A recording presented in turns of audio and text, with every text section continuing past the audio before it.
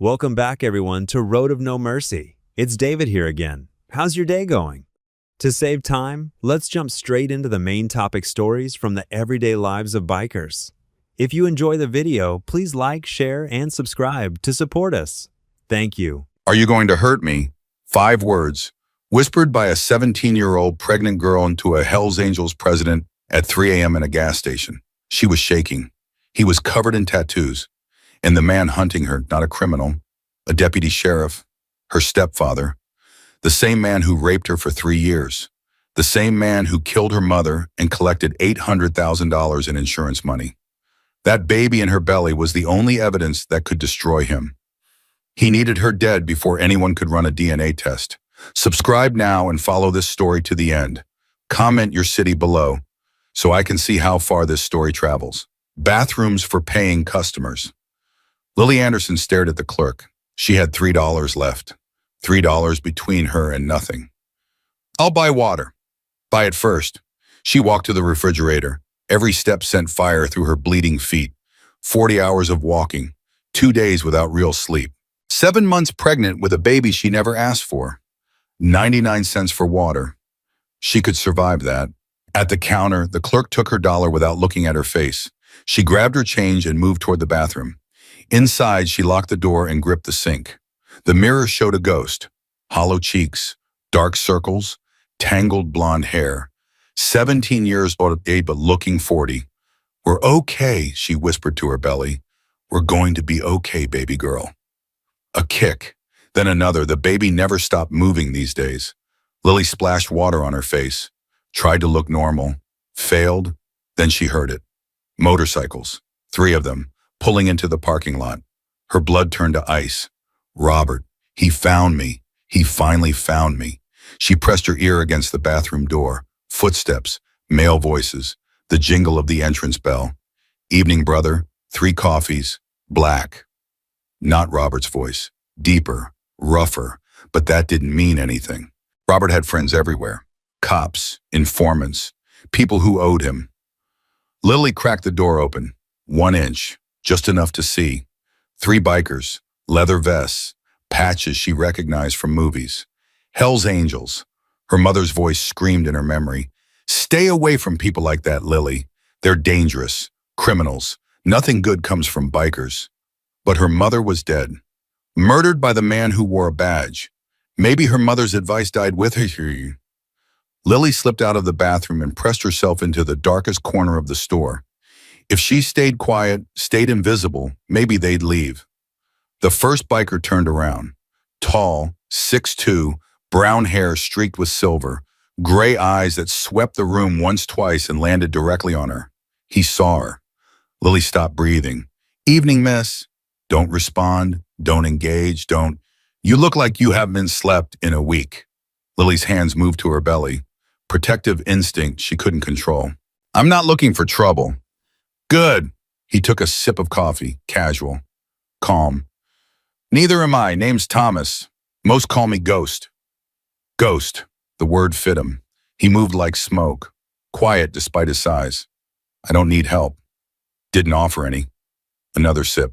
But you're shaking, you're pregnant, and you're hiding in a corner at 3 a.m. That tells me a story whether you want it to or not.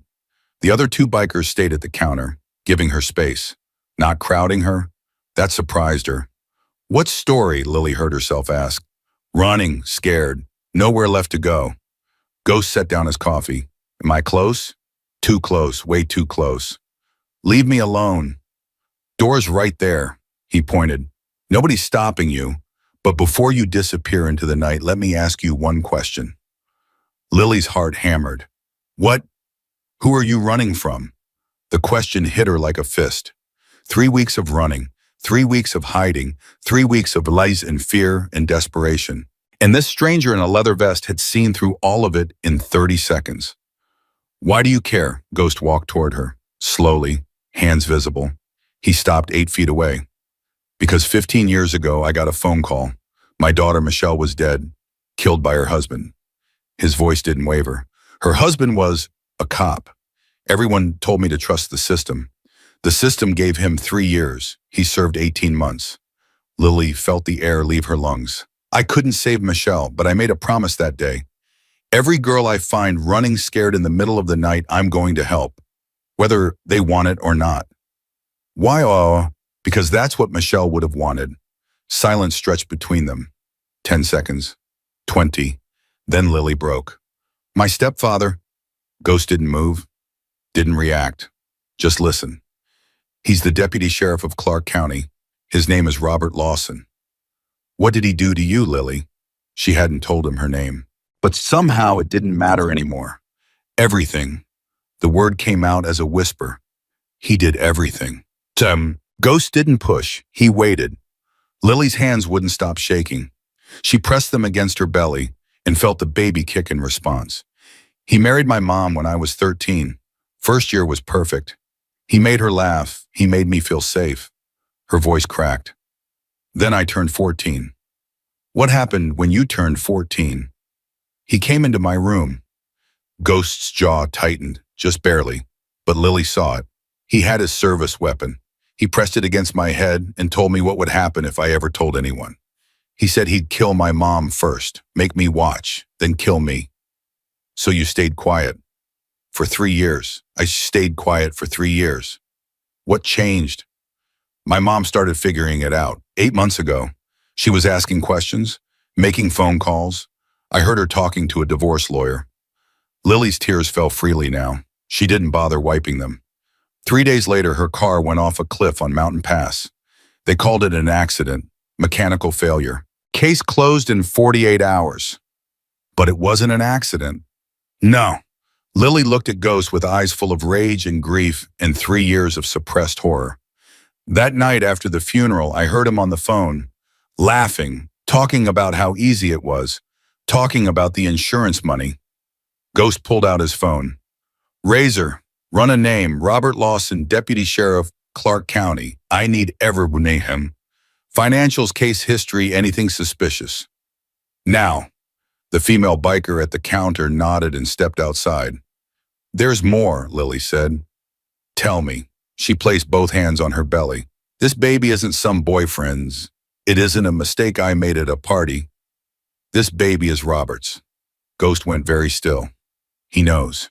He knows that if this baby is born, if anyone runs a DNA test, his career is over. His freedom is over. Everything he's built is over. When did you run? 3 weeks ago. I heard him on the phone again. Different call. He told someone the girl has to go before she starts showing too much. He said he'd handled problems like this before. Handled problems. He was talking about killing me. Killing us. Lily's voice rose. So I took $73 I'd saved from lunch money and I got on a bus. Then another bus. Then I walked and walked and walked. Did you try to get help? The bitter laugh that escaped Lily's throat surprised even her. Help? Yeah, I tried. I went to a women's shelter in Barstow. They called the police. The police called Robert. I barely got out before they grabbed me. Where else? A church in Victorville. The pastor told me to pray about it and go home to my father. Another church in Henderson. Same thing. Internal affairs in Vegas. They laughed in my face and asked if I had any evidence. And now you're here. I'm out of money. I'm out of options. I'm out of places to run. Lily met Ghost's eyes. So if you're going to turn me in, just do it. I'm too tired to keep running. Ghost didn't move for a long moment. Then he said, Razor, what do you have? The woman walked back inside, phone in hand. Her expression had changed, harder now, colder. Ghost, you need to hear this. Talk. Robert Lawson, 22 years on the force, decorated officer, commendations out the ass. Razor glanced at Lily. But here's where it gets ugly. In the past 15 years, 7 teenage girls have gone missing in Clark County, all runaways, all from troubled homes. 5 of those cases, Lawson was the lead detective. Lily felt sick. None of them were ever found, Razor continued. Cases went cold within weeks, barely any investigation. What about financials? His salary is $130 a year, but he's deposited over $400,000 in offshore accounts in the last 18 months. Half of that matches the life insurance payout from his wife's death. The other half, Razor shook her head. We don't know yet. Ghost looked at Lily. You're not his first. What? Those 7 missing girls. You're not his first victim, Lily. You might be a number 8 or 10 or 20. Lily's knees buckled. Torch the big biker caught her before she hit the floor. Easy, sweetheart. I've got you. He killed them, Lily whispered. All those girls, he killed them like he killed my mom. Probably. Ghost's voice was ice. But we're going to find out for sure. How he's a deputy sheriff. He has the whole system protecting him. Ghost pulled out his phone again. Who are you calling? Everyone. He dialed, waited. Someone answered. Brother, it's Ghost. I need a full mobilization. Nevada, California, Arizona, New Mexico. Every chapter, every member. Lily heard shouting on the other end of the line. I know what time it is, Ghost said. Wake them up. I want church by sunrise. 200 riders minimum. He paused. We've got a pregnant teenager being hunted by a dirty cop who's killed at least 7 other girls. This is the real deal, brother. This is why we exist. He hung up. Lily stared at him. 200 people for me. 220 once everyone gets here, Busharam. But why you don't even know me? Ghost walked over and crouched down so he was eye level with her. Lily, listen to me. The system failed you. Police failed you. Churches failed you. Shelters failed you. Everyone who was supposed to protect you looked the other way. He placed his hand over hers. We don't look the other way. When everyone else fails, we show up. That's what these patches mean. Not criminal, not outlaw, protector. He'll come for me. Robert won't stop. Let him come. Ghost's smile was terrifying. Let him bring his badge and his patrol leakers and his corrupt buddies. By sunrise, 220 Hell's Angels will be standing between you and anyone who wants to hurt you. You'd go to war with the police for me. We've been going to war with people like Robert Lawson since before you were born. Ghost stood, and we haven't lost yet. They moved fast. Ghost made 3 more calls while Torch helped Lily to the parking lot. She could barely walk. 40 hours of running had finally caught up with her. Sandra, I'm bringing someone home. 17, pregnant, 7 months, maybe more. She hasn't eaten in 2 days and her feet are bleeding through her shoes. A woman's voice on the other end, calm, professional. She's been running from her stepfather, a cop, deputy sheriff of Clark County. Ghost opened the door of a black SUV that had appeared from somewhere. He's been raping her since she was 14. He killed her mother for insurance and money, and that baby is evidence. More talking. Ghost nodded. Yeah, I know. Just have the medical kit ready. And Sandra called the network. I want safe houses prepped in 4 cities by morning. He hung up and turned to Lily. My wife Sandra was a nurse for 30 years. She's going to take care of you. Get you fed. Get those feet bandaged. Make sure that baby's okay. Where are we going? Clubhouse, Henderson. It's built like a fortress. Cameras, reinforced doors, armed guards. Robert Lawson's badge means nothing inside those walls. Lily climbed into the SUV. Every muscle screamed. The baby kicked twice hard. How far? 40 minutes. Try to sleep. I can't sleep. When's the last time you did? Lily thought about it. I don't remember. Then close your eyes anyway. You're safe now. Nobody's touching you while I'm breathing. The SUV pulled onto the highway. Torch drove, Razor rode shotgun. Ghost sat in the back with Lily close enough to reach but not crowding her. For a long time, nobody spoke. Then Lily asked, your daughter, Michelle, what was she like? Ghost was quiet for a moment. Brave, stubborn as hell, she had this laugh that could light up a whole room. His voice softened. She was 23 when she married him, a cop from her precinct. Everyone said he was a great guy, perfect husband material. Yeah, what happened? First year was fine. Second year, the hitting started. Third year, she tried to leave. Lily's chest tightened. She called me the night she was going to run. Asked if she could stay at my place for a while. I said yes. Of course, yes.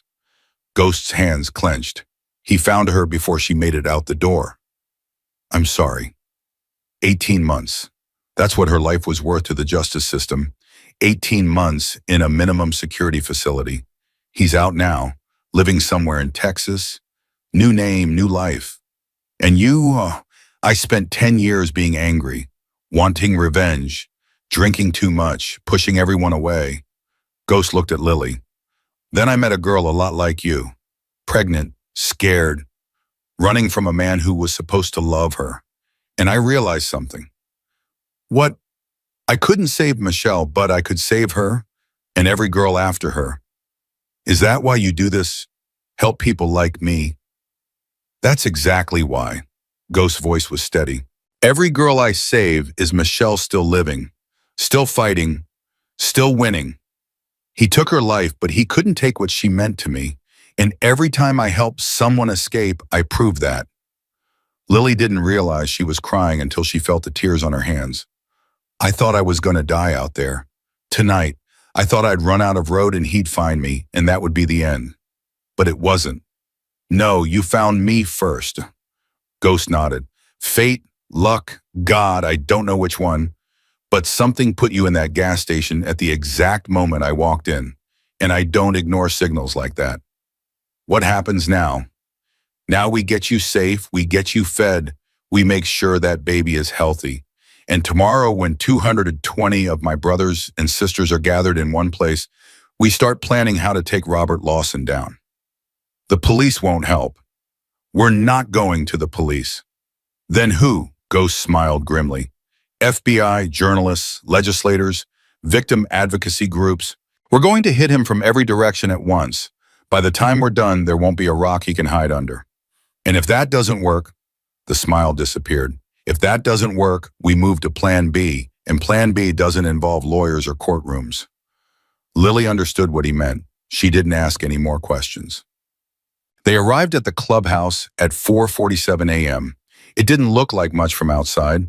A warehouse in an industrial district. High fence, security cameras. But as they pulled through the gates, Lily saw the motorcycles. Dozens of them, already gathering. They came fast. Word travels fast in our world. Ghost helped her out of the SUV. Some of these guys were already on the road for other reasons. Some of them turned around and drove 3 hours just to be here. For me. For you. A woman met them at the door, brown hair going silver, kind eyes, the no-nonsense posture of someone who'd spent decades dealing with emergencies. This is Sandra, my wife. Sandra didn't waste time with greetings. She looked at Lily's feet, at her face, at her belly. When did you last eat? I don't know. Yesterday, maybe before. When did you last sleep? I don't know. Come inside, now. Sandra took Lily's arm gently but firmly. Ghost, call Dr. Martinez. I want prenatal checks within the hour. Already done. Sandra guided Lily through the door past a large common room full of leather-clad men and women into a smaller back room with a bed, a bathroom, and medical supplies laid out on a table. Sit. Let me look at those feet. Lily sat. Sandra knelt and carefully removed her ruined sneakers. What she saw made her face tighten. These blisters are infected. When did this start? A few days ago, I couldn't stop walking. You could have lost these feet. A few more days without treatment, gangrene sets in. Sandra cleaned the wounds with practiced efficiency. You're safe now, but I need you to promise me something. What? No more running. Whatever happens, you let us handle it. Your job now is to rest, eat, and keep that baby healthy. Understood? Lily nodded. Sandra finished bandaging her feet and moved to her belly. She pulled out a portable Doppler and pressed it against Lily's skin. The room filled with the sound of a rapid, steady heartbeat. Strong, Sandra said. Baby strong, you did good, Lily. Whatever hell you went through to get here, you kept her alive. Her just a feeling. Sandra smiled for the first time. I'm usually right. Lily placed her hand over the spot where the Doppler had been. The baby kicked. I'm going to name her Hope. If she makes it, if we both make it. You'll both make it. Sandra stood. I'm going to get you some soup. Something light. Your stomach won't handle much after 2 days without food. She walked to the door, then stopped. Lily, I know you've been let down by everyone. Every system, every institution, every person who should have helped you. But this family is different. We take care of our own. And as of tonight, you're one of ours. I don't understand. You don't even know me. Sandra's eyes met hers. I know enough. I know you're 17. I know you're pregnant. I know the man who was supposed to protect you became the monster under your bed. That's enough. It's enough to risk everything to go to war with a deputy sheriff. It's enough to burn down the whole damn world if that's what it takes. Sandra left. The door closed behind her. Lily sat alone in the quiet room, feeling her baby move inside her, listening to the growing rumble of motorcycles arriving outside. 220 Hell's Angels, coming together in the middle of the night. For a pregnant teenager, nobody wanted. For the first time in 3 years, Lily let herself believe she might actually survive. 50 miles away, in a comfortable house in Las Vegas, Deputy Sheriff Robert Lawson woke up to a phone call. "What? Boss, we've got a problem. The girl was spotted 3 hours ago at a gas station on I-15. Robert sat up. "Did they grab her?" "No, she was picked up by bikers. Hell's Angels. They took her to their clubhouse in Henderson." "Bikers? What the hell are bikers doing with her?" "I don't know, boss, but they're mobilizing. Word is every chapter in the Southwest is heading to Henderson right now. Something big is happening." Robert's blood went cold. He thought about Lily, what she knew, what she'd seen, what that baby could prove. "How many bikers are we talking?" "At least 200, maybe more." Robert hung up the phone. He stared at the wall. For 3 years, he'd controlled everything. Every threat, a threat eliminated. Every witness silenced. Every loose end teed. Now a pregnant 17-year-old was sitting in a fortress surrounded by 200 armed bikers who had no respect for badges or warrants or the law. He picked up the phone again. "Get me everyone, every favor I'm owed, every cop who wants to stay in my good graces. We're bringing that girl home tonight." He hung up and smiled. Bikers. He dealt with worse. He dealt with everything. This would be no different. He had no idea how wrong he was. The sun rose over Henderson at 6:23 a.m., but inside the clubhouse time meant nothing. Lily woke to the sound of engines. Not 3, not 10, dozens, maybe hundreds. The rumble shook the walls and vibrated through the bed frame and told her that everything Ghost had promised was real. Sandra appeared in the doorway with a tray. Soup, crackers, orange juice, prenatal vitamins. "How are you feeling?" "Like I got hit by a truck." Lily pushed herself up against the pillows. "How many are out there?" Last count was 163, more coming every hour. Sandra set the tray on Lily's lap. "Eat slow. Your stomach's been empty too long." 163 people. For me. For you, for that baby, for every girl Robert Lawson ever hurt. Sandra sat on the edge of the bed. "Ghost is calling church in 2 hours. Full meeting. Every member votes on what happens next." "What does that mean?" "It means we decide how to take down a deputy sheriff." Sandra's voice was calm, but her eyes were hard. "Eat. Rest. When you're ready, Ghost wants to talk to you." Lily took a spoonful of soup.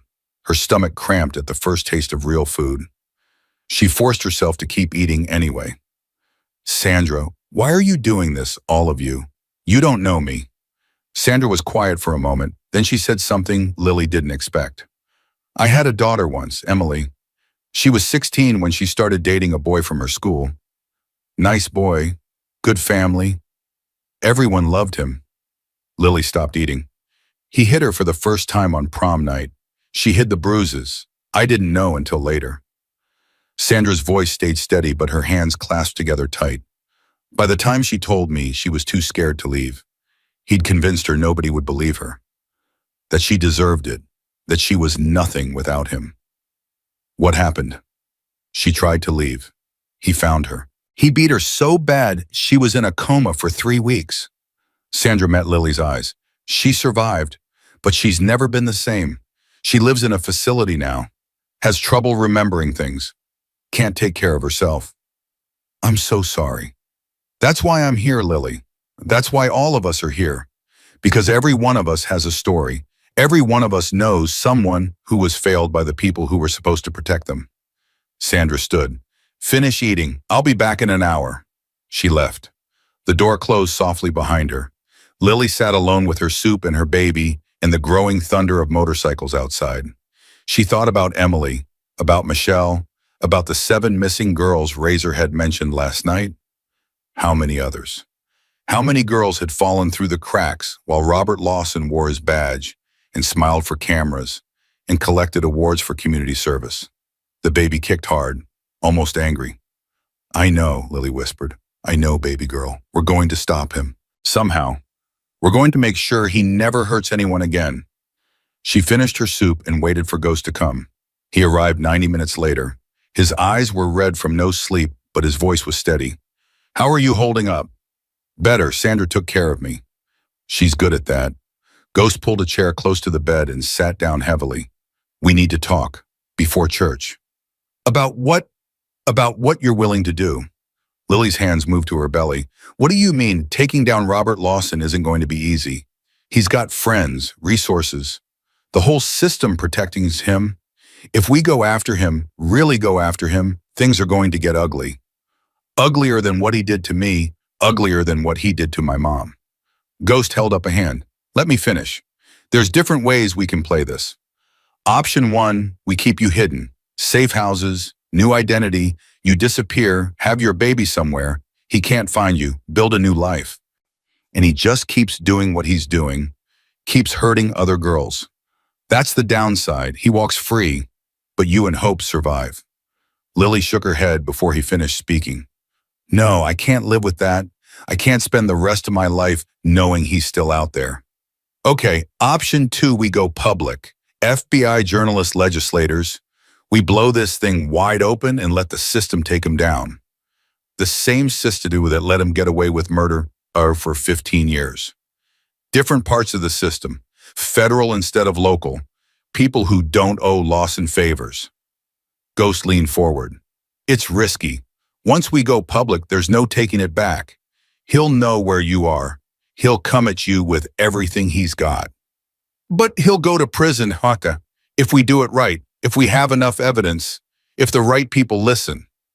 What's option 3? Ghost was silent for a long moment. Option 3 doesn't involve the legal system at all. Lily understood what he meant. She felt nothing about it. No shock, no horror, just cold recognition. If it comes to that, it won't be on you. Whatever happens, your hands stay clean. You focus on that baby. We handle the rest. But option 2 first. Option 2 first, always. Ghost stood. Church is in 30 minutes. You don't have to be there.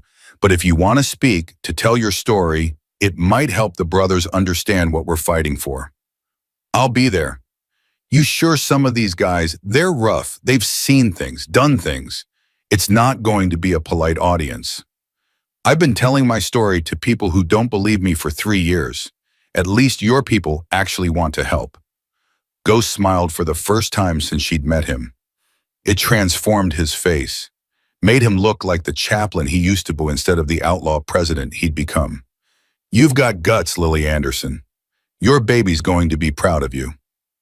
He left to prepare for church. Lily sat on the edge of the bed and tested her bandaged feet on the floor. Pain shot up her legs, but she could stand. She could walk. That would have to be enough. Sandra came back with clothes, clean jeans that fit over her belly, a soft gray sweater, new sneakers that didn't have holes. Where did these come from? One of the brothers has a teenage daughter, same size as you. Sandra helped her dress. How do you feel? Terrified, but ready. Good, that's exactly how you should feel. They walked together through the clubhouse. Lily saw the common room for the first time in daylight. Pool tables, a bar, leather couches worn soft from decades of use, and everywhere people in leather vests with patches that mark their chapters, their ranks, their years of service. They stared at her as she passed, not with hostility, with something else. Curiosity, concern, recognition. An older woman with gray hair and tattoos covering both arms stepped into Lily's path. Her vest said grandmother on the front. You're the girl. Yes, ma'am. How far along? 7 months, maybe a little more. The woman's weathered face softened. I was 16 when I had my first. Everyone told me I was too young. Everyone told me to give him up. I didn't listen. She placed a hand on Lily's shoulder. You're stronger than you know, child. Don't let anyone tell you different. Thank you. Now go, tell your story, make them understand. Lily walked on. Sandra guided her through a set of double doors into a larger room. This was church, the meeting hall, rows of chairs facing a raised platform, and in those chairs, more people than Lily could count. Men with beards and tattoos and scars, women with hard eyes and harder hands, young riders barely older than Lily, old veterans who'd been with the club since before she was born, 217 people, all watching her walk to the front of the room. Ghost stood at the platform. Razor was beside him. Torch stood at the back door like a mountain made of muscle and leather. Brothers and sisters, Ghost's voice carried without a microphone. This is Lily Anderson. She's 17 years old. She's 7 months pregnant, and she's going to tell you why we're here. He stepped aside. Lily took his place. For a moment, she couldn't speak. The weight of all those eyes pressed down on her. Her throat closed up, her hands shook. Then she felt the baby kick. 3 years ago, my stepfather came into my room for the first time. Silence. Complete and absolute. He had his gun against my head. He told me what would happen if I ever said anything. He said he'd kill my mother first, make me watch. She told him everything. The years of abuse, the isolation, the constant fear. She told him about her mother starting to ask questions, about the phone call to the divorce lawyer, about the car that went off a cliff 3 days later. She told him about the night she heard Robert laughing about the insurance money, about the baby inside her, about the phone call where he'd said she had to go. She told them about running, about the shelters that called the police, about the churches that told her to pray, about internal affairs laughing in her face. She told them about $3 in bleeding feet in a gas station at 3 a.m. When she finished, her face was wet with tears, but her voice was steady. I'm not asking you to feel sorry for me. I'm asking you to help me stop him. Not for me, for the girls who came before me, for the girls who will come after if he's not stopped, for every girl who's ever been told that nobody will believe her. Silence stretched for 5 seconds, 10, 20. Then grandmother stood up. I vote we burn him down, every brick, every stone, until there's nothing left. Another voice. Seconded. Another. Thirded. The room erupted, voices shouting, fists pounding on chairs. Not anger at Lily, anger for her. Ghost raised his hand. The room went quiet. All in favor of full mobilization, Operation Lily. Whatever resources it takes, whatever time it takes, we don't stop until Robert Lawson is in prison or in the ground. Every hand in the room went up. Motion carries. Ghost looked at Lily. You're under our protection now. Whatever happens next, your family. Lily couldn't speak. She couldn't breathe. She just stood there surrounded by 217 people who had chosen to fight for her when no one else would. Sandra guided her off the platform and into a chair. Someone pressed a bottle of water into her hand. Someone else draped a blanket over her shoulders. Ghost was already issuing orders. Marcus, I need full financial forensics. Every account Lawson has ever touched. Every deposit, every withdrawal. Find the money trail. A slim man in glasses nodded and pulled out a laptop. Razor, reach out to your contacts at FBI. Not Vegas, not LA. Someone federal who doesn't owe favors to Nevada cops. I know a guy in DC. Worked organized crime for 20 years. He hates dirty cops more than we do. Good, make the call. Ghost turned to a man with a shaved head and tattoos climbing up his neck. Blade, I need surveillance on Lawson. I want to know where he goes, who he talks to, what he eats for breakfast. Don't engage, just watch. Copy that, Prez. Torch, you're on Lily duty. She doesn't go anywhere without you. Bathroom, kitchen, anywhere. You're her shadow. Nobody's getting through me, Ghost. Nobody. The room became a war room. People breaking into groups, phones ringing, laptops opening. The machinery of an organization that had survived for decades by being smarter, faster, and more ruthless than anyone who came against them. Lily watched it all from her chair, still wrapped in the blanket, still holding the water she hadn't drunk. Sandra sat beside her. Overwhelming, a little. They're good at this. They've done it before. Taken down cops. Taken down anyone who hurts the people they protect. Sandra squeezed her hand. 2 years ago, there was a girl named Maria, 16, trafficked by a ring operating out of Phoenix. The police knew about it, but they were getting paid to look the other way. What happened? The club happened.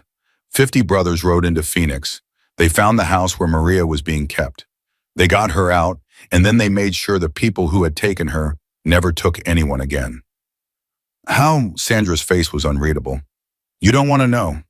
Lily thought about that, about what these people were capable of, about what they might do to Robert. She found she didn't care. After 3 years of being hurt, after 3 weeks of being hunted, after a lifetime of being told to trust systems that only protected people like her stepfather Lily, was done caring about what happened to monsters. Let them burn, all of them. 2 hours later, the first break came. Marcus, the forensic accountant, called Ghost over to his laptop. Lily couldn't hear what they were saying, but she saw Ghost's face go hard, then harder, then something that looked like barely controlled rage. He walked over to Lily. We found something. What? Remember those 7 missing girls the cases Lawson worked? Yes. Marcus started digging into the financials around those disappearances. Each time a girl went missing, a deposit appeared in Lawson's account about 6 weeks later. Different amounts, different sources, but the pattern is clear. Lily felt sick. He was being paid, it looks like it, not for killing them, for something else. What? Ghost's jaw tightened. For delivering them. The room spun. Lily gripped the arms of her chair to keep from falling. Trafficking. He was trafficking them. That's what it looks like. Someone was paying him to make girls disappear. Runaways that nobody would miss. Troubled kids from broken homes. He'd pick the targets, make the grab, and collect the fee. But the bodies. Razor said some of them were found in the desert. The ones who couldn't be sold. Too old, too much trouble, too recognizable. Ghost's voice was ice. The rest, we don't know where they are. Could be anywhere. Could be dead. Could still be alive somewhere trapped in a nightmare. Lily's hands went to her belly. The baby was still, for once completely still. He was going to sell me. Probably, a pregnant teenager. In some markets, that's worth a lot of money. The baby even more. But he changed his mind. He decided to kill me instead. Because of the DNA, you knowing about your mother, you being able to identify him. Ghost sat down across from her. You became too dangerous to sell, so he decided to bury you like the others. Lily closed her eyes. The horror of it washed over her in waves, not just what Robert had done to her, but what he'd done to dozens of other girls, what he would have done to her baby. How do we prove it the trafficking? That's the hard part.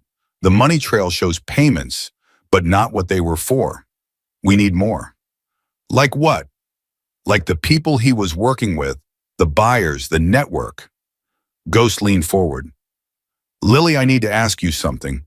In all those years, did Robert ever mention anyone else? Names, phone calls, meetings? Lily tried to think. 3 years of terror, 3 years of trying to survive. Most of it blurred together.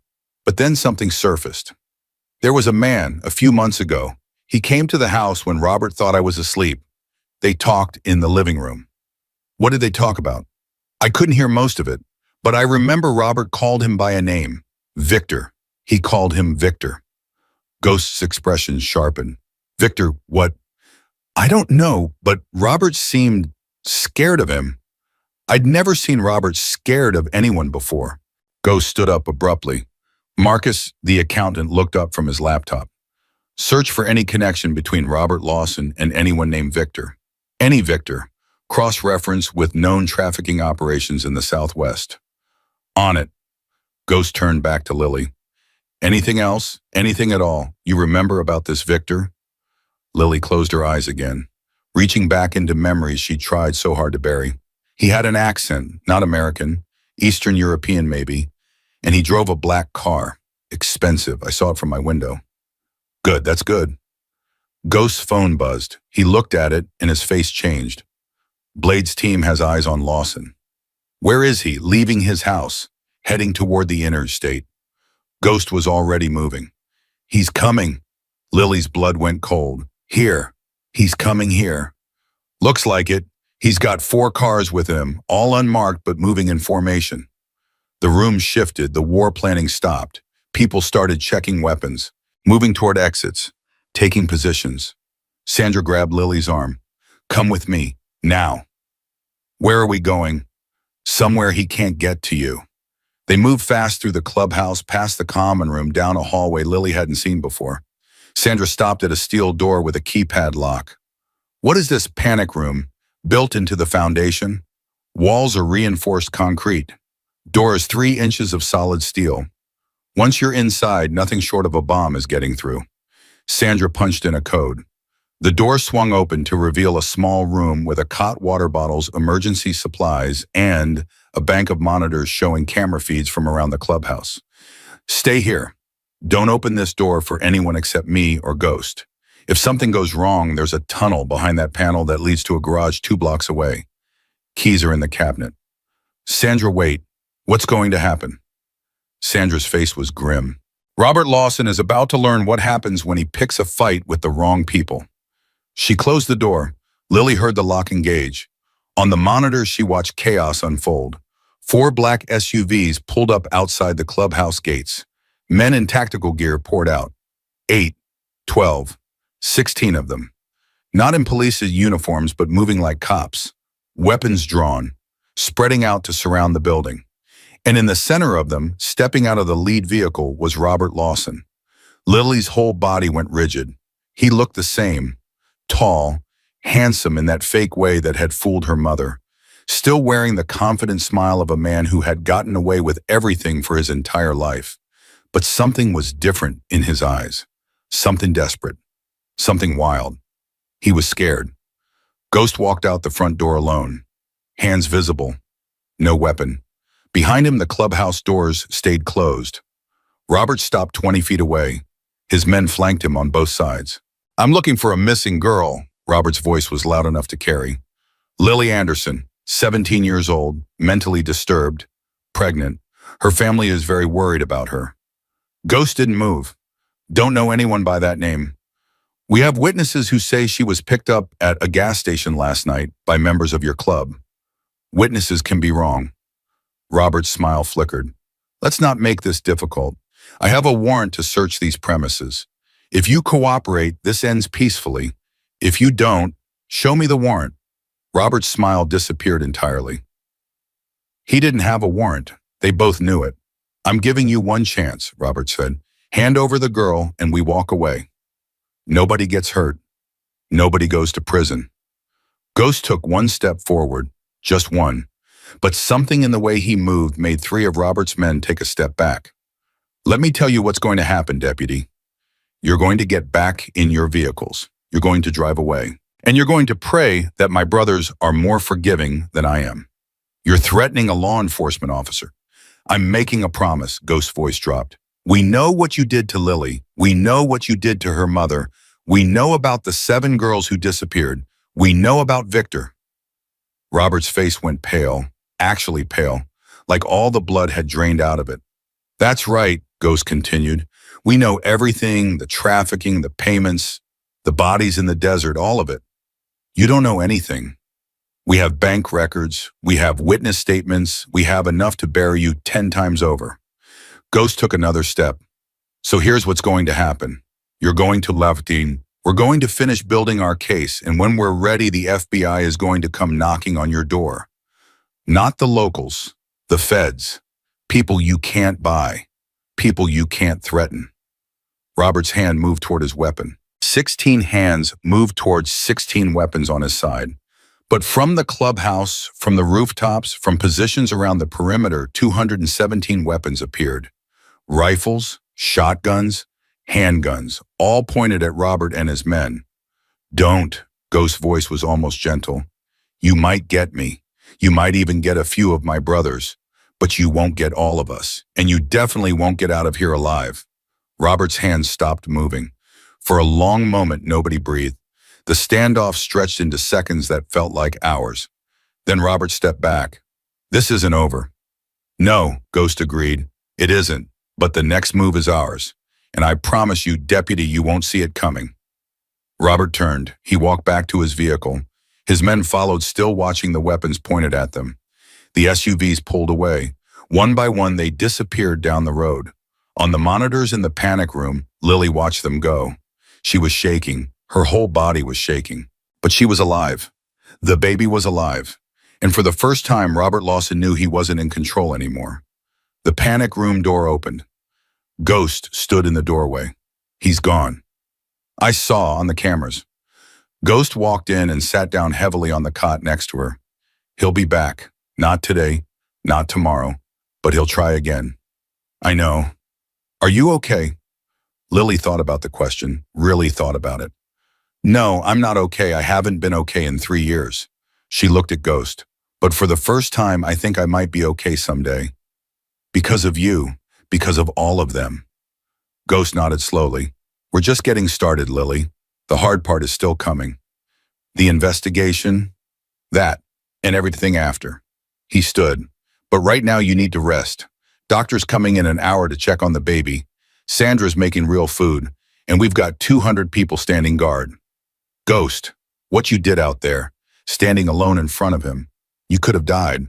Maybe, but he would have died too. And more importantly, you would have lived. Ghost walked toward the door.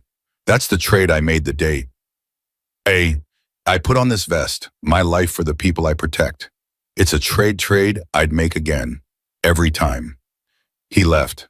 Lily sat alone in the panic room, surrounded by monitors showing the clubhouse returning to normal operations. 217 people, all of them willing for a pregnant teenager they'd met hours ago. She placed her hands on her belly. The baby kicked 3 times in quick succession. We found them hope. We finally found people who won't let him hurt us. Another kick, stronger this time. Okay, I'll rest, but tomorrow we start fighting back. Lily lay down on the cot and closed her eyes. For the first time in 3 weeks, she slept without nightmares. 50 miles away, Robert Lawson sat in his home office staring at the wall. His hands wouldn't stop shaking. His phone sat on the desk waiting for him to make a call he didn't want to make. But he had no choice. The bikers knew about Victor. That meant Victor was in danger. And when Victor was in danger, Victor made problems go away. Robert picked up the phone. It's me. We have a situation. The voice on the other end was calm, cold, Eastern European. Tell me everything. Robert told him about Lily, about the bikers, about the threat of FBI involvement. Silence on the line. Then, I will handle this. But Robert, if this comes back on me, I will handle you too. Permanently. The line went dead. Robert put down the phone. He'd made a lot of deals with the devil over the past 15 years, but this one might finally cost him everything. He didn't know that it already had. 3 days passed like 3 years. Lily moved between safe houses every 12 hours. Boulder City, North Las Vegas, Henderson, Pahrump, never the same place twice. Never more than 2 hours of sleep at a time. The baby was restless, kicking constantly, like she knew something was wrong. Ghost kept his promise. Wherever Lily went, at least 4 brothers followed. Torch became her shadow. Razor became her second shadow. Sandra traveled with medical supplies and checked the baby's heartbeat every 6 hours. But it wasn't enough to make Lily feel safe. Victor was out there, somewhere, watching, waiting. She could feel it in her bones. On the 4th morning, Marcus called an emergency meeting. Lily was at the Henderson clubhouse when the call came. She'd just finished eating breakfast, the first full meal she'd managed to keep down in days. Sandra was checking her blood pressure when Ghost walked in. His face told her everything. What happened? Marcus found Victor. Lily's heart stopped. Who is he? Worse than we thought. Much worse. Ghost sat down across from her. His full name is Viktor Alexander Petrov, Russian national. Interpol has been hunting him for 12 years. He runs one of the largest human trafficking networks in Eastern Europe. Trafficking. Girls, boys, adults, children. Doesn't matter to him. If there's a market, he supplies it. Ghost's voice was flat, but his eyes burned. He expanded into the U.S. about 8 years ago, started recruiting local law enforcement to help with acquisitions. Robert was one of his best suppliers. Those 7 missing girls, that was just the tip of it. Marcus found records going back 10 years. At least 32 girls moved through Nevada that we can trace. Maybe more. 32. The number hit Lily like a physical blow. Where are they now? Some are dead, Some are still missing. But here's the thing. Ghost leaned forward. Marcus found something else. A safe house. Victor keeps a property outside Vegas where he holds girls before transport. You think some of them might still be there? It's possible. The property shows activity as recent as last week. Lily's hands went to her belly. The baby kicked hard. What are we going to do? I'm taking a team tonight. Why? Blade torch 12 others. We're going to see what's there. And if you find girls, we get them out, we get them medical care, and we get them to testify. Ghost stood. Victor Petrov is a ghost. We've never been able to tie him directly to anything. But if we have living witnesses who can identify him, you can bring him down. Him and everyone who works for him, including Robert. Lily grabbed Ghost's arm before he could leave. I want to come. Absolutely not. Those girls have been through what I've been through. Worse. If they see cops, they'll panic. If they see bikers, they'll panic. But if they see me, you're 7 months pregnant, Lily. I'm not putting you anywhere near Victor's operation. I'll stay in the car, far away. But if you need someone to talk to them, someone who understands. Ghost looked at Sandra. Sandra shook her head firmly. Too risky. Her blood pressure is already high. The stress could trigger early labor. I don't care about the risk. Lily's voice rose. I care about those girls. I care about ending this. Don't ask me to hide while other people fight my battles. Ghost was quiet for a long moment. Then he sighed. You stay in the vehicle. You don't move unless I say so. And if anything goes wrong, Razor gets you out. No arguments. No heroics. Deal. Sandra threw up her hands. You're both insane. Probably. Ghost walked toward the door. We move at midnight. Get some rest. It's going to be a long night. He left. Sandra turned to Lily with frustration in her eyes. You know this is a terrible idea. I know. You could lose the baby. You could lose your life. I know that too. Lily placed her hands over her belly. But when I was in that house with Robert, nobody came for me. Nobody looked. Nobody cared. If there are girls in that building tonight, they deserve to know someone cared enough to show up. Sandra was quiet. Then she sat down beside Lily and took her hand. You remind me of Michelle, Ghost's daughter. She was stubborn too, brave, always putting herself in danger for other people. Sandra's eyes glistened. It got her killed. I don't want the same thing to happen to you. It won't. I have something Michelle didn't have. What's that? An army. Sandra squeezed her hand tight. No more arguments, no more warnings, just a silent prayer that they'd all survive the night. Midnight came too fast.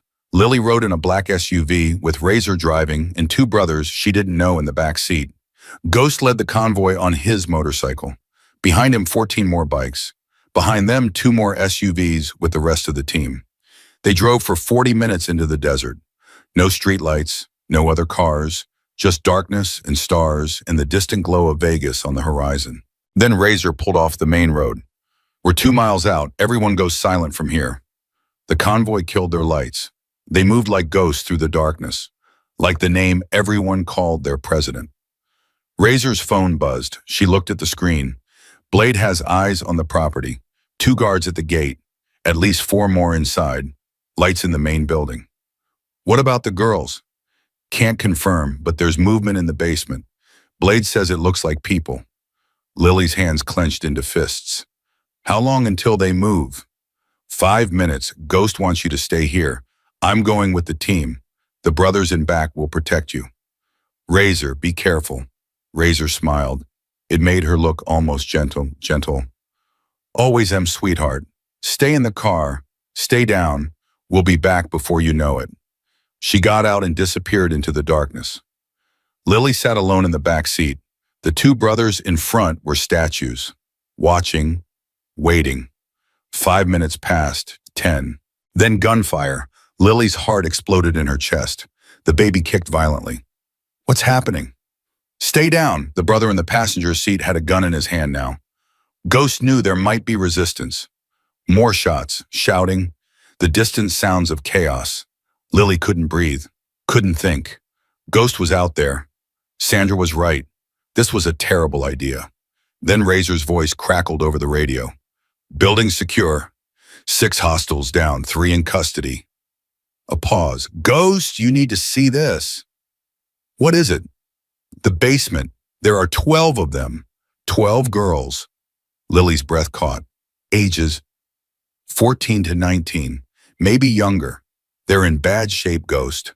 Really bad shape. Lily grabbed the radio from the brother's hand. Let me talk to them. Please, they need to know they're safe. Static. Then Ghost's voice. Bring her in, but carefully. The brothers drove the SUV down to the property. Lily saw the building for the first time. A warehouse. Unremarkable. The kind of place nobody would look twice at. The kind of place where girls disappeared. Ghost met her at the door. They're scared. They don't trust us. 2 of them haven't spoken at all. We tried to explain, but let me try. He led her inside, through a hallway, downstairs, into a basement that smelled like fear and despair. 12 girls sat huddled against the far wall. Some were crying, some were silent, and all of them had the same look in their eyes, the look Lily had seen in her own mirror for 3 years. She walked forward slowly, hands visible, voice soft. My name is Lily. I'm 17. I'm pregnant. She stopped 10 feet away. 6 weeks ago, I was just like you, trapped, alone, convinced nobody would ever believe me. A girl in the front looked up. Blonde hair, blue eyes. Couldn't be older than 15. Are you police? No, I'm a survivor, just like you. Who are they? The girl pointed at Ghost and the brothers. They're the people who saved me, the same people who are going to save you. Another girl spoke, darker hair, older, maybe 18. The men who brought us here, they said no one would ever find us. They said if we tried to run, they'd kill our families. Those men are dead or in handcuffs right now. They can't hurt you anymore. How do you know? Lily walked forward until she was right in front of them. Then slowly, painfully, she lowered herself to the floor so she was at their level. Because I know the man who ran this operation. His name is Victor Petrov. He's been hunting me too. And tonight we started hunting him back. The blonde girl's eyes widened. Victor, you know Victor? I know someone who worked for him. My stepfather. He's the reason I'm here. Something changed in the room. The fear didn't disappear, but it shifted. Made space for something else. Hope. What's your name? Lily asked the blonde girl. Katie. Katie Morrison. The name hit Lily like lightning. Katie Morrison. You went missing from Henderson 2 years ago. Katie's eyes filled with tears. You know about me. Your case was in the files we found. Your family never stopped looking for you, Katie. They still haven't. Katie broke. She collapsed forward and Lily caught her, held her tight, felt the girl's sobs shake through both of them. I want to go home. Please, I want to go home. You will. I promise you will. One by one, the other girls moved closer. Some of them crying, some of them silent, all of them needing to know they weren't alone anymore. Ghost watched from the doorway. His eyes were wet, but his voice was steady when he spoke into his radio. Marcus, call your FBI contact. Tell him we have 12 survivors and a location. This is bigger than Robert now. This is the whole network. Copy that. FBI is mobilizing now. ETA 3 hours. 3 hours, Lily looked at the girls around her. 3 hours felt like forever when you'd been waiting years to be saved. Sandra's on her way with medical supplies, Ghost continued. Nobody moves until she clears each of them. What about Victor? Still out there, but we have his people. We have his location. And now we have witnesses. Ghost's voice hardened. He's running out of places to hide. Lily stayed with the girls until Sandra arrived. She held hands. She listened to stories. She made promises she wasn't sure she could keep, but every promise felt like a weapon against the darkness. Sandra worked through the group one by one. Most of them were malnourished. Several had injuries. One girl, barely 14, hadn't spoken since Lily arrived. Her name is Anna, Katie said. She stopped talking after what they did to her. Lily's heart shattered. She moved to Anna's side and sat next to her without speaking. Just present, just there. After 20 minutes, Anna's hand found hers, small fingers gripping tight. Still no words. But it was something. Ghost appeared at Lily's shoulder. FBI is 40 minutes out. We need to move the girls to a secure location. Where the clubhouse. All of them. We have room and we have security. What about Victor? Blade's team is tracking his communications. He knows something went wrong. He's mobilizing. Mobilizing for what? Ghost's face was grim. For war. They moved fast, SUVs loaded with girls and bikers, medical supplies in every vehicle. Sandra coordinating care while Razor coordinated security. Lily rode with Katie and Anna in the back of the lead vehicle. The 14-year-old still hadn't spoken, but she hadn't let go of Lily's hand either. 20 minutes from the clubhouse, Razor's phone rang. She answered. Her face went pale. Ghost, we have a problem. What? Blade just spotted a convoy heading toward the clubhouse from the east. 8 vehicles, at least 30 men. Victor Twa. Has to be. He's making a move while we're exposed. Lily's blood went cold. The clubhouse. There are still people there. Brothers, family members. I know. Ghost's voice crackled over the radio. All units. Change of plan. We're not going to the clubhouse. Head for the backup location, Warehouse 9. Ghost, what about the people at the clubhouse? Grandmother's in charge. She knows the protocols. They'll lock down and hold position until we can get there. And if Victor's men breach, silence on the radio, a silence that said everything. They drove for another 30 minutes. Lily watched the girls around her. Katie had fallen asleep from exhaustion. Anna was still awake, still holding Lily's hand, still silent. The baby kicked, then kicked again, harder than before. Lily winced. You okay? Razor glanced in the rearview mirror. Fine, just the baby. You sure you look pale? I'm fine. But she wasn't fine. Something was wrong. The kicks were too strong, too constant, and there was pressure in her belly that hadn't been there before. No, not now, please, not now. They reached the warehouse just as dawn started to break. An abandoned industrial building on the outskirts of the city. Not as secure as the clubhouse, but hidden. Anonymous. Ghost was already issuing orders as Lily climbed out of the vehicle. Set up a perimeter. I want eyes on every approach. Sandra, get the girls inside and start triage. Marcus, I need an update on Victor's position. His convoy stopped 2 miles from the clubhouse. They're holding position. Holding for what? I don't know, maybe waiting for reinforcements. Maybe trying to draw us out. Keep watching. If they move, I want to know immediately. Lily followed Sandra inside with the girls. The warehouse was cold, but there were supplies, blankets, water, food. Someone had prepared this place for exactly this situation. Sit down, Sandra pointed at a crate. Let me check the baby. I'm fine. You're gray, and you're holding your belly like you're in pain. Sit. Lily sat. Sandra pulled out the Doppler and pressed it against her belly. The heartbeat was there. Strong, fast, too fast. Sandra's expression didn't change, but Lily saw something flicker in her eyes. What is it? Your blood pressure is elevated, and the baby's heart rate is higher than I'd like. What does that mean? It means you need to rest, really rest. No more midnight raids, no more stress. There are 12 girls who need me. There's a madman with an army trying to kill us. How am I supposed to rest? You find a way, because if you don't, this baby might decide to come early, and at 7 months, that's dangerous. Lily's hands went to her belly. The kicks had slowed, but the pressure was still there. How early? I don't know, days, weeks. But if you keep pushing yourself like this, Sandra shook her head. The baby needs you to survive, Lily. That means taking care of yourself. I understand. Because I've told you this 3 times and you keep ignoring me. I understand, Lily's voice cracked. I can't stop now. We're so close. Close to what? To bringing down Victor, to putting Robert in prison. Sandra's voice softened. Those things will happen, whether you're in the middle of it or not. Ghost and the brothers will make sure of it, but that baby only has one mother.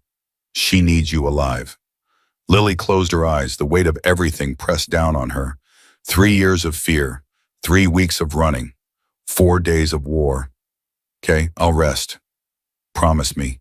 I promise. Sandra left to check on the other girls. Lily lay down on a makeshift bed of blankets and tried to sleep. She was almost unconscious when the shouting started. Movement, we've got movement. Lily jerked awake. The warehouse was chaos. Brothers running to positions, weapons being loaded, Sandra gathering the girls into the safest corner. Ghost appeared at Lily's side. What's happening? Victor's convoy. They found us. How? Ghost's jaw tightened. We have a leak. Someone in the club is feeding him information. A leak, a traitor, someone Lily had trusted was working for the enemy. Who? I don't know, but I'm going to find out. Ghost pressed a radio into her hand. Stay with Sandra. Stay with the girls. If anything happens to me, Razor will get you out. Ghost, wait. He was already moving toward the door. I never thanked you. For everything. For believing me. For fighting for me. Ghost stopped, turned. You don't owe me thanks, Lily. You owe me a healthy baby and a long life. That's how you thank me. Then he was gone. Lily clutched the radio and watched him disappear into the chaos. Around her, the girls huddled together. Katie was awake now, terrified. Anna still hadn't spoken, but her grip on Lily's hand was crushing. It's going to be okay, Lily said. The words felt hollow. We're going to be okay. The first shots came 5 minutes later. Lily heard them through the walls, sharp cracks that echoed across the desert morning. She couldn't tell who was winning, couldn't tell anything except that people were dying out there. Sandra moved to her side. Stay down. All of you, stay down and don't move. Sandra, what's happening? I don't know, but Ghost knows what he's doing. We have to trust him. More shots, more shouting, then an explosion that shook the building. Katie screamed. Anna's grip tightened until Lily thought her fingers would break. It's okay. It's okay. We're inside. We're safe. Hey. But they weren't safe. Lily knew it. Sandra knew it. Everyone knew it. The radio in Lily's hand crackled. Lily, Ghost's voice strained. We're holding, but they have more men than we expected. I need you to do something. Anything. There's a panel on the north wall. Behind it is a tunnel. It leads to an exit a quarter-mile away. I need you to take the girls and get out. What about you? We'll cover your retreat. Just go, now. Ghost, I'm not leaving you. Lily, his voice broke for the first time since she'd met him. I didn't save you just to watch you die. Please, take the girls. Get out. Live. The radio went silent. Lily looked at Sandra. Sandra nodded. He's right. We have to move. They gathered the girls, 12 of them, plus Lily and Sandra. Lily found the panel Ghost had mentioned. Behind it was a narrow tunnel carved through concrete. Single file, stay quiet, move fast. Katie went first, then the others. Anna refused to go without Lily, so she went last, pulling the 14-year-old behind her. The tunnel was dark, cold. Every step sent pain through Lily's bandaged feet. The pressure in her belly was worse now, much worse. Not now, please, not now. They moved for what felt like forever. Then light ahead, an exit. Lily pushed through first and found herself in an abandoned parking structure. One SUV waiting. Keys in the ignition. Everyone in, now! They loaded the girls as fast as possible. Sandra took the driver's seat. Lily rode shotgun with Anna in her lap. Where do we go? The backup clubhouse in Pahrump. It's an hour away. They won't find us there. Sandra started the engine. The SUV roared to life. Then Lily saw him. Robert Lawson, standing 20 feet away, gun raised, aimed directly at the windshield. Going somewhere, Lily. Sandra slammed on the brakes. Drive! Lily's voice shook. Sandra, drive! He'll shoot. He'll shoot anyway. Drive! Robert walked closer. His smile was the same smile he'd worn the first time he came to her room. The smile of a man who always got what he wanted. You've caused me a lot of trouble, sweetheart. Cost me a lot of money, a lot of friends. He stopped 10 feet away. But it's over now. Victor's men are finishing off your biker friends, and you're coming home with me. I'm not going anywhere with you. Yes, you are. Because if you don't, I'm going to kill every single girl in that vehicle, starting with the little one in your lap. Anna whimpered. Her grip on Lily's arm drew blood. Let them go. Lily's voice was surprisingly steady. You want me. Fine, you can have me, but let them go first. Lily, no. Sandra grabbed her arm. Don't do this. It's the only way. Lily looked at Robert. Deal. Robert considered, then nodded. Fine. They drive away. You stay. But if anyone tries anything, they won't. Lily opened the door. She tried to stand, but her legs wouldn't hold her. The pressure in her belly had become pain. Real pain. Not now, please God, not now. She forced herself upright, forced herself to walk toward the monster who had destroyed her life. Robert's smile widened. That's my girl. I knew you'd see reason. Lily was 3 feet away when she heard it. A motorcycle. Coming fast. Very fast. Robert turned. Ghost hit him at 40 miles per hour. The impact was devastating. Robert flew 20 feet. His gun clattered across the concrete. He didn't get up. Ghost's motorcycle went down. He rolled 3 times and came up bloody broken, but alive. Lily, the car, now. She ran, climbed back in. Sandra floored the accelerator.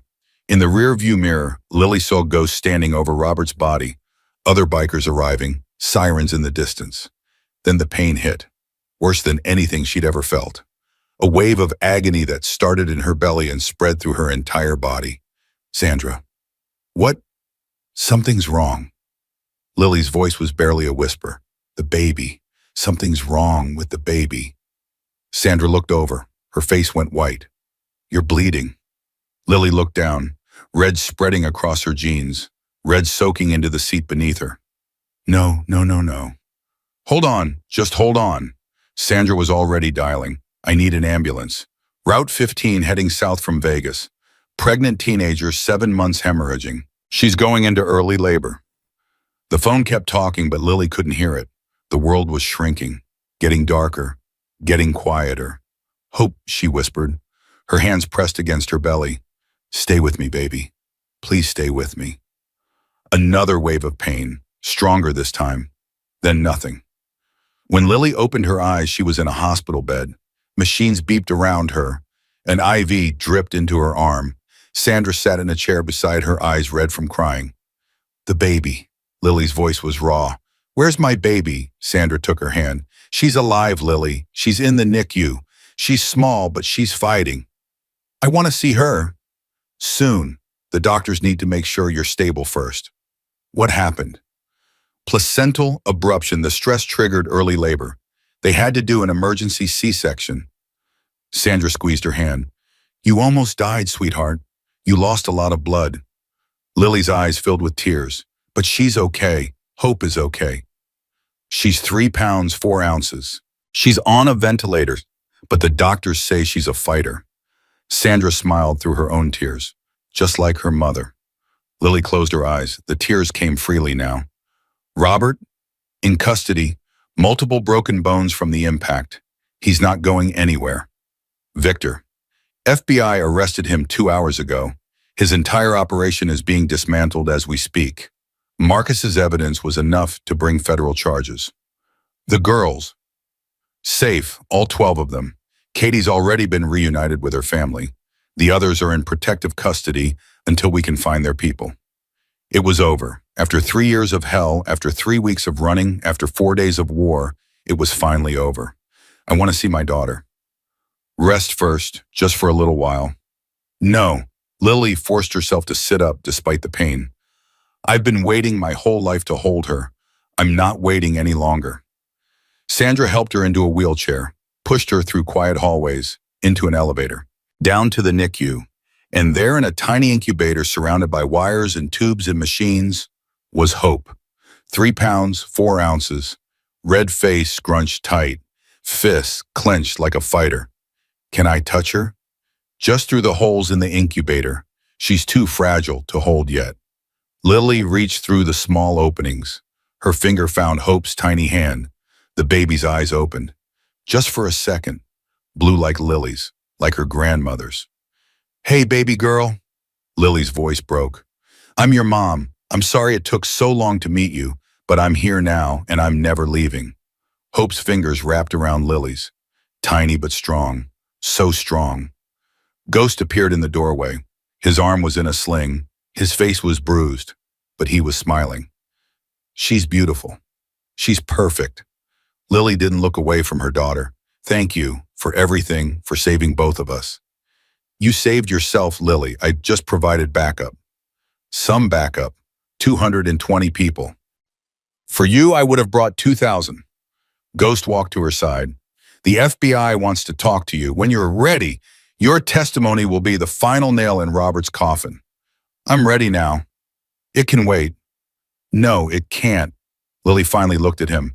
Every day he's not in prison is a day he could hurt someone else. I want to finish this. Ghost nodded slowly. I'll let them know. He left. Sandra followed, giving Lily privacy with her daughter. Lily sat alone in the NICU watching Hope. Breathe, watching her tiny chest rise and fall, watching proof that something good could come from something terrible. We made it, baby girl. We actually made it. Hope's fingers tightened around hers. Outside the window, the sun was rising over Las Vegas. A new day, a new beginning.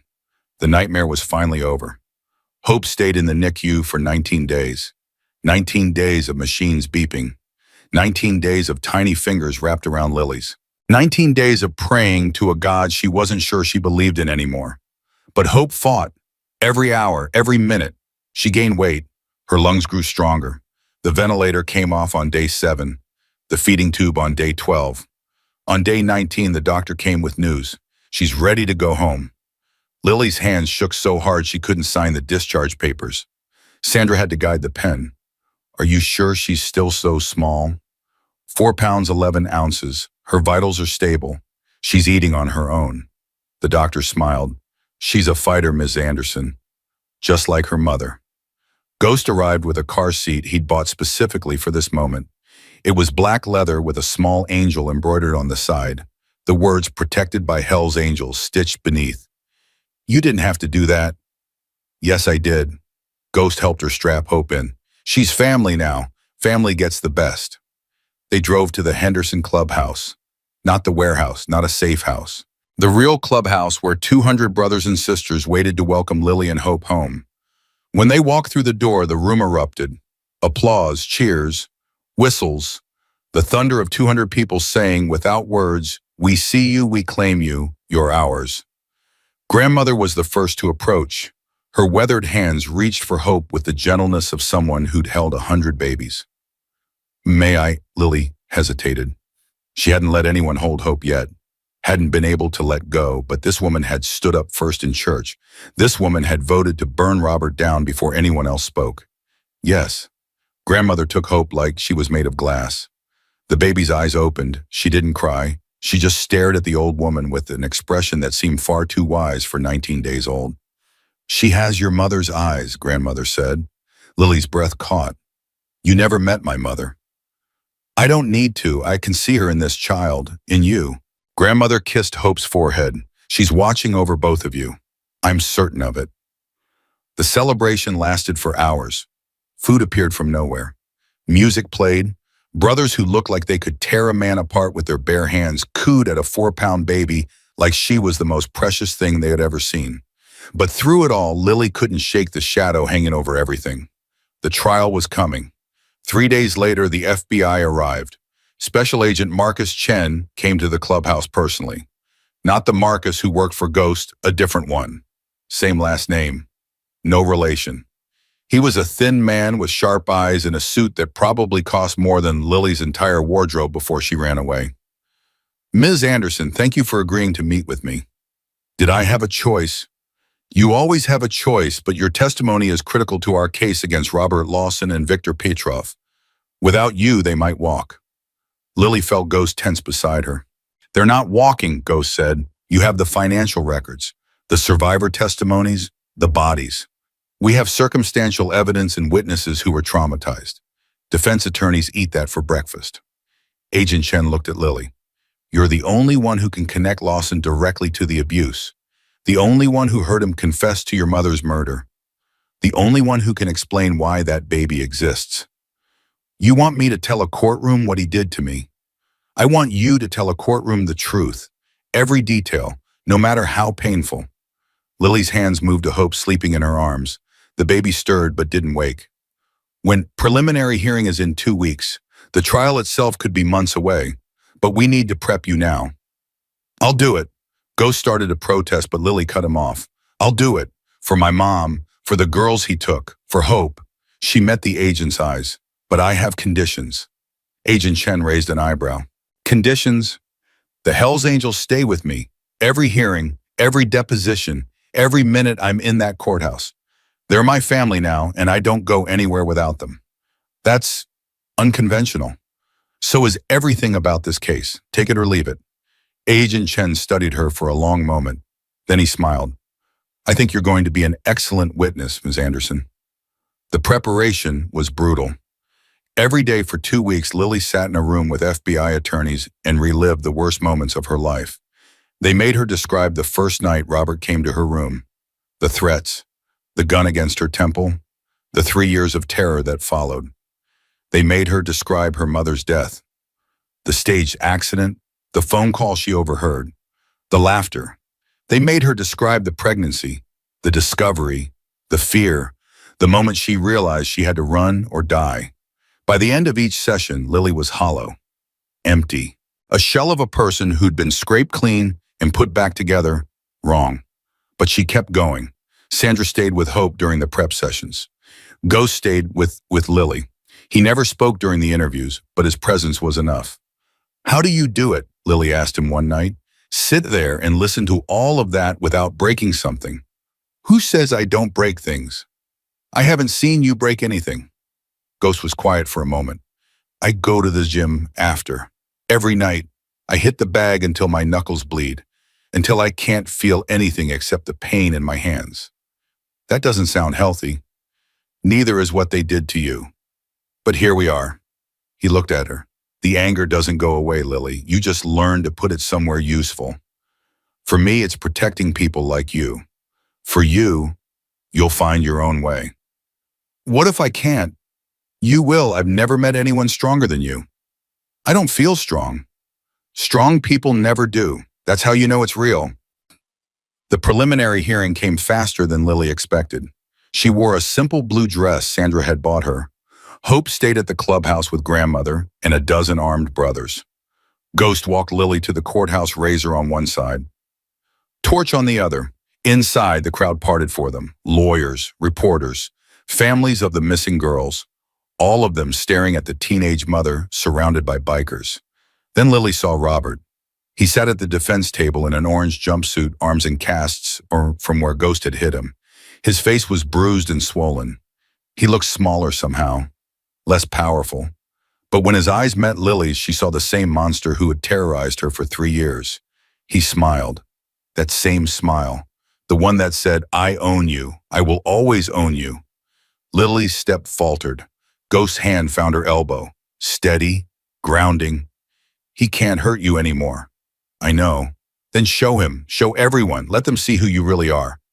Lily straightened her spine. She walked to the witness stand with her head high. The prosecutor was a woman named Patricia Vance.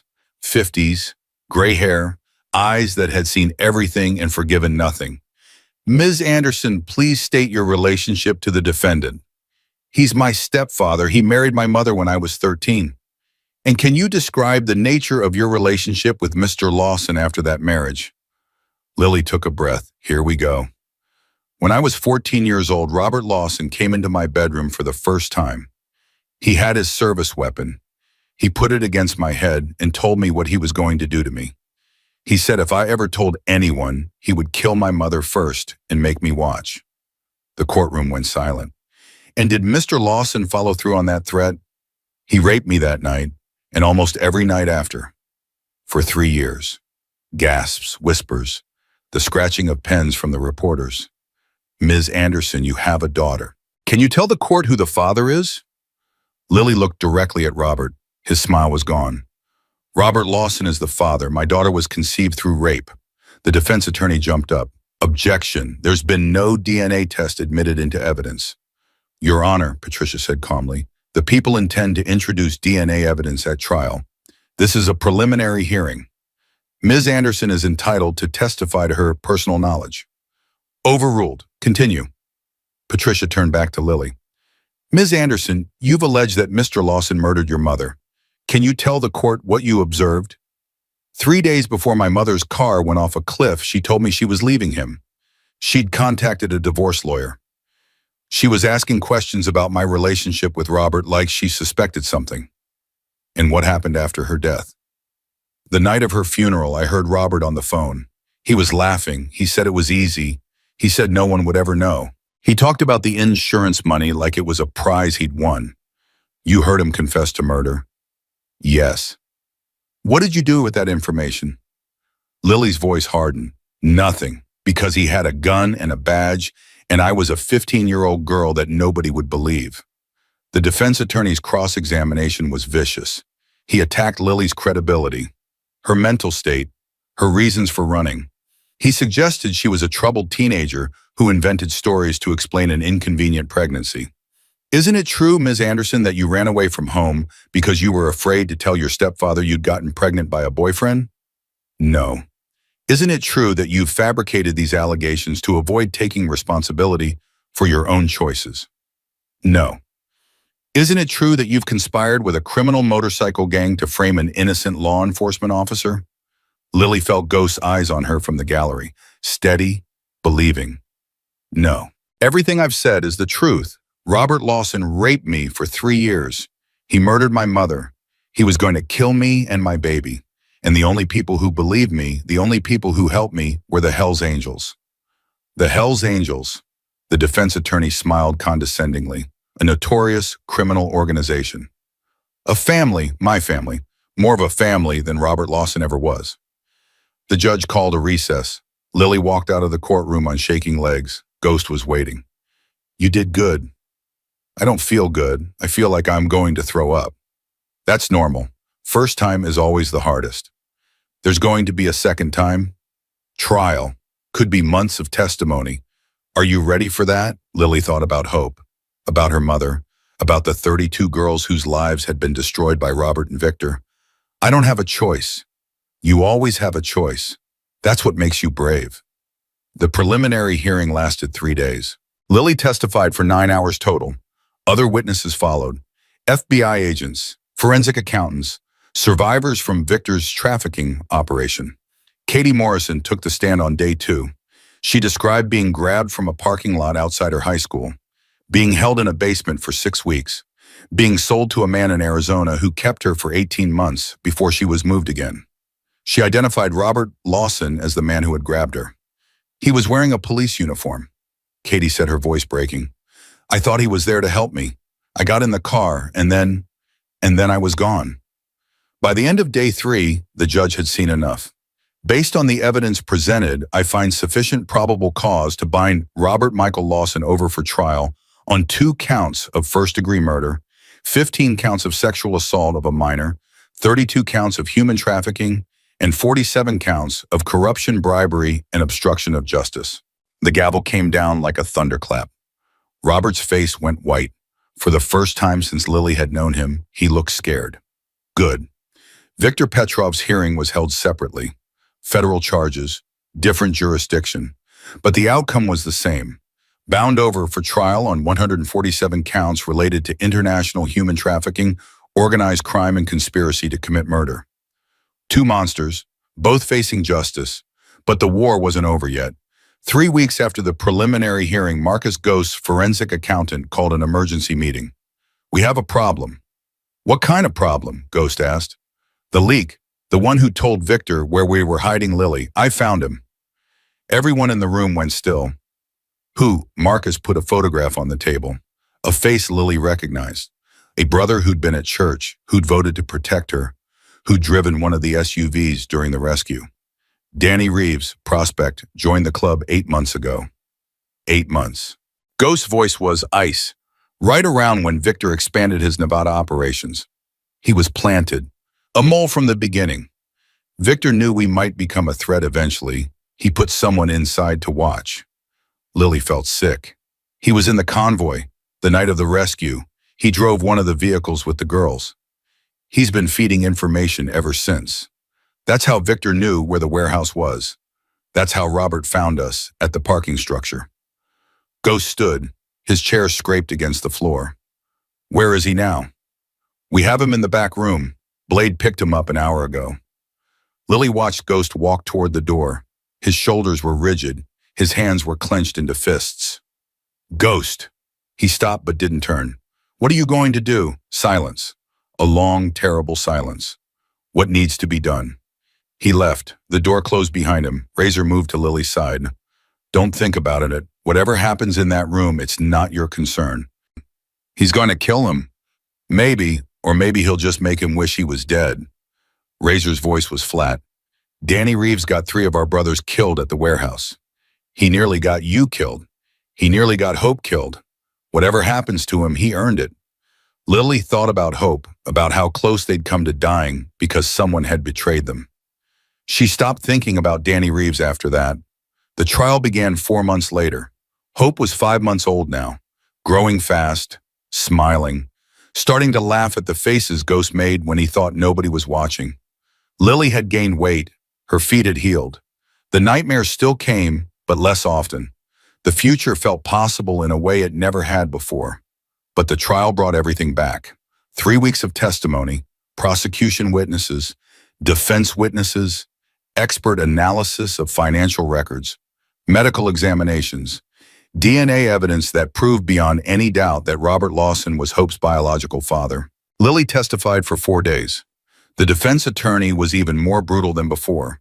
He called her a liar, a manipulator, a troubled teenager who'd seduced her stepfather and invented abuse allegations to cover her shame. Isn't it true that you initiated the sexual relationship with Mr. Lawson? No. Isn't it true that you enjoyed the attention he gave you? No. Isn't it true that you're testifying against him now because he rejected you, because he chose your mother over you? Lily felt something snap inside her. Robert Lawson held a gun to my head when I was 14 years old. He told me he would kill my mother if I ever spoke. He raped me thousands of times over 3 years. He murdered my mother when she tried to protect me. He planned to kill me and my baby to cover his crimes. She stood up from the witness chair. The bailiff moved toward her, but she didn't care. You can call me a liar. You can call me a manipulator. You can call me whatever you want. But I am the only person in this room who knows the truth. I lived it. I survived it. And no amount of victim blaming is going to change what happened. The courtroom was silent. Sit down, Ms. Anderson, the judge said. But there was something in her voice that sounded almost like respect. Lily sat. The defense attorney had no more questions. Closing arguments came on day 19. Patricia Vance stood before the jury and spoke for 2 hours. She laid out every piece of evidence, every witness statement, every financial record, every day test. Robert Lawson is not a good cop who made a mistake. He is a predator who used his badge as a hunting license. He raped a child for 3 years. He murdered her mother. He sold human beings to traffickers. And he would have killed Lily Anderson and her baby if he hadn't been stopped. She paused. The defense wants you to believe Lily Anderson is lying. But ask yourself, what does she have to gain? She's 17 years old with a 5-month-old daughter. She's been through things that would break most adults. She sat on that witness stand for 4 days and relived the worst moments of her life in front of strangers. Patricia looked directly at the jury. Liars don't do that. Survivors do. And Lily Anderson is a survivor. The question now is whether you'll give her justice, whether you'll make sure Robert Lawson never hurts another child again. The defense closing was predictable.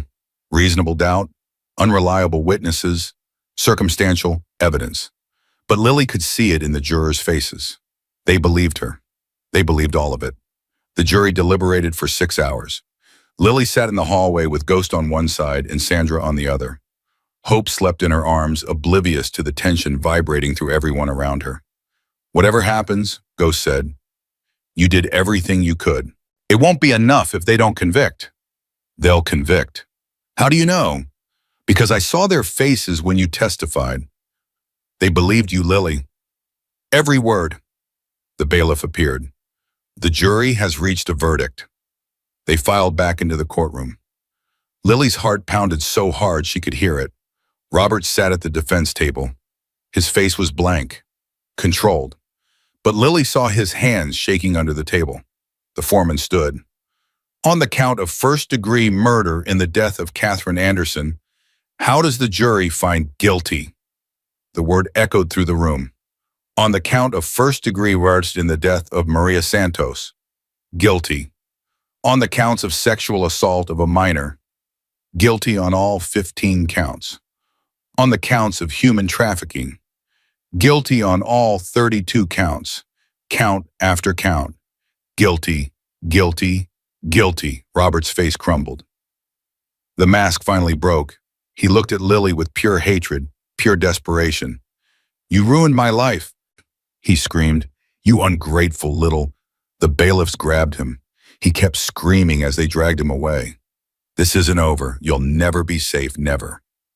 The door slammed shut behind him. Silence. Then Patricia Vance turned to Lily with tears in her eyes. "It's over, sweetheart. It's finally over." Lily couldn't speak, couldn't breathe, couldn't do anything except hold her daughter and cry. Ghost's arm wrapped around her shoulders. Sandra's hand found hers. Round them the gallery erupted, Katie Morrison sobbing, other survivors embracing, families of victims finally finding closure after years of wondering. And in the middle of it all, a 17-year-old mother with a 5-month-old baby realizing for the first time that she was truly free. Sentencing came 2 weeks later. Lily didn't have to testify this time. She just had to watch. The judge looked at Robert Lawson with an expression of pure contempt. "Mr. Lawson, in my 30 years on the bench, I have never seen a more complete betrayal of public trust. You used your badge to prey on the most vulnerable members of our community. You murdered, you raped, you trafficked human beings like they were property." She paused. "The victims in this case deserve protection. Instead, they got a monster in a uniform." That ends today. The sentence, 4 consecutive life terms without the possibility of parole. Robert didn't scream this time. He just stared at Lily as the bailiffs led him away. That same smile on his face. One last attempt to intimidate. Lily smiled back. It was the smile of a survivor. The smile of someone who'd walked through hell and come out the other side. No. The smile of a mother who'd protected her daughter against all odds. Robert Lawson would die in prison, and Lily Anderson would live. Victor Petrov's federal trial concluded 3 months later. His sentence was even harsher, 47 years without parole to be served in a maximum security facility. The trafficking network he'd built over 15 years, where it was dismantled piece by piece. 47 people arrested across 6 states. 19 survivors recovered from various locations. An international investigation launched into his European operations. The ripples spread far beyond Nevada. But for Lily, the ripples that mattered most were closer to home. Katie Morrison went home to her family. She started therapy. She enrolled in community college. She called Lily once a week to check in, to talk, to remind each other that they'd survived. Anna, the 14-year-old who hadn't spoken, finally found her voice. Her first word was "Mama" when she was reunited with a mother who'd searched for her for 2 years. The other survivors scattered across the country, rebuilding lives that had been stolen from them. And Lily stayed with the Hells Angels. She got her GED 6 months after the trial. She enrolled in community college. She studied criminal justice because she wanted to understand the system that had failed her so completely. Hope grew. Every day she looked more like Catherine. Lily's mother lived on in her granddaughter's eyes. Ghost became the grandfather Hope had never had. Sandra became the grandmother.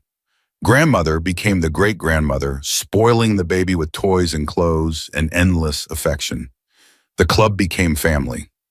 Real family. The kind that showed up when you needed them. The kind that fought for you when no one else would. One evening, a year after the trial, Lily sat on the clubhouse porch watching the sunset. Hope played on a blanket beside her, giggling at nothing. Ghost appeared with 2 bottles of beer. He handed one to Lily. "You're not old enough to drink." "I'm old enough to have survived what I survived. I think that earns me a beer." Ghost smiled and sat down beside her. "You've come a long way from that gas station. Feels like a different lifetime." "It was. You're a different person now." Lily watched Hope grab at a toy motorcycle, one of dozens the brothers had given her. "I keep waiting for the other shoe to drop, for something else to go wrong, for someone else to hurt us. That feeling might never go away completely, but it'll get quieter. The nightmares will come less often. The fear will fade, and one day you'll realize you've gone a whole week without thinking about Robert at all." "Has that happened for you with Michelle?" Ghost was quiet for a long moment. "Some days, not all days, but some." "How do you keep going after everything?" "Because of you." Ghost looked at her. Because of hope. Because every time I help someone survive, I honor Michelle's memory. She didn't die for nothing. She died so I could become the kind of person who saves girls like you. Lily's eyes burned. That's a lot of pressure to put on yourself. It's not pressure. It's purpose. There's a difference. Hope laughed suddenly loudly for no apparent reason. The pure joy of a child who didn't know anything about the darkness her mother had escaped. She's going to have a good life, Lily said. I'm going to make sure of it. I know you will. She's never going to be afraid of the people who are supposed to protect her. She's never going to feel alone. She's never going to wonder if anyone believes her. She won't need to. Ghost raised his beer. Because she's got 220 people who will burn down the world for her. Lily raised hers. 221. You're forgetting me. They clinked bottles. The sun dipped below the horizon. The Nevada sky turned orange, then purple, then deep blue. And somewhere in the gathering darkness, a 17-year-old mother held her daughter close and finally believed that everything was going to be okay. The nightmare was over. The healing had begun. 2 years changed everything. Lily turned 19 on a Tuesday in March. Hope was 2 years old now, running through the clubhouse on sturdy legs, calling Ghost Papa Ghost and Sandra Nana, and making every hardened biker in the building melt like butter. The girl who'd walked into a gas station at 3 a.m. with $3 and bleeding feet was gone. In her place stood a woman who'd survived the unsurvivable and come out stronger. But strength, Lily learned, didn't mean the pain disappeared. It meant learning to carry it.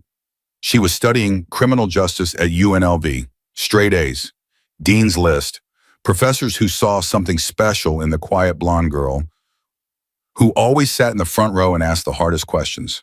She'd started volunteering at a crisis center downtown, the same center where Ghost's daughter Sarah worked, the same center that helped girls like her girls with nowhere to go and no one to trust. The first time Lily walked through those doors as a volunteer, she'd almost turned around and left. I can't do this. Sarah, a woman in her 40s with ghost gray eyes and her mother's kind smile, had taken her hand. Yes, you can. You're the only one who can. What if I say the wrong thing? What if I make it worse? You won't, because you know what they're going through. You've lived it. That's worth more than any training. Lily had stayed, and Sarah had been right. The first girl she counseled was 15, pregnant, running from an uncle who'd been abusing her for 2 years. Lily looked at her and saw herself, saw the fear, the shame, the desperate hope that someone, anyone, would finally believe her. I believe you, Lily said. Those 3 words, the 3 words she'd needed to hear for so long. The girl broke down crying. Lily held her and didn't let go. That night, she went back to the clubhouse and found Ghost in his office. I want to do more. The center helps girls after they escape. But what about the ones who haven't escaped yet? The ones who are still trapped, the ones who don't even know there's a way out. Ghost leaned back in his chair. What are you thinking? A program, outreach, going into schools, community centers, churches, teaching people how to recognize the signs, teaching girls that they're not alone, that there are people who will believe them. That's ambitious. I learned from the best. Ghost smiled. It still transformed his face, made him look like the chaplain he'd been before life had hardened him. You'll need resources, funding, people. I have people, 220 of them. We're bikers, Lily, not exactly the faces you put on an awareness campaign. Why not? Lily sat down across from him. Everyone told me to be afraid of you. The leather, the patches, the reputation. But you were the only ones who helped me. Maybe that's the message. Maybe that's exactly what people need to hear. Ghost was quiet for a long moment. You know, when I found you in that gas station, I thought I was saving you. You did save me. No, I thought I was saving another broken girl, giving her shelter until she could get back on her feet. He shook his head. I didn't expect you to turn around and start saving everyone else. I'm not saving anyone. I'm just showing them the door. They have to walk through it themselves. That's wisdom, Lily. Real wisdom. I had a good teacher. The next day, Lily started making calls. 6 months later, Hope's Haven was born. a nonprofit dedicated to helping survivors of trafficking and abuse, funded by donations from the Hells Angels and their network of supporters across the country. Staffed by survivors, social workers, and volunteers who refused to look away. The launch party was held at the Henderson Clubhouse. 200 brothers and sisters packed into the main hall, along with FBI agents, journalists, legislators, and survivors from Victor's network who'd rebuilt their lives. Lily stood at the front of the room with Hope on her hip. The little girl wore a tiny leather vest with an angel patch on the back. The words, "Protected by Hell's Angels," had never looked more meaningful. 3 years ago, I was a 17-year-old girl with nowhere to go. I'd been abused. I'd been failed by every system designed to protect me. I was pregnant and alone and convinced that no one would ever believe me. The room was silent. Then I walked into a gas station at 3 a.m. and met a man named Ghost. She looked at him in the crowd. He was trying to stay invisible, standing near the back. But Sandra had pushed him forward, and now he stood in plain view, tears streaming down his weathered face.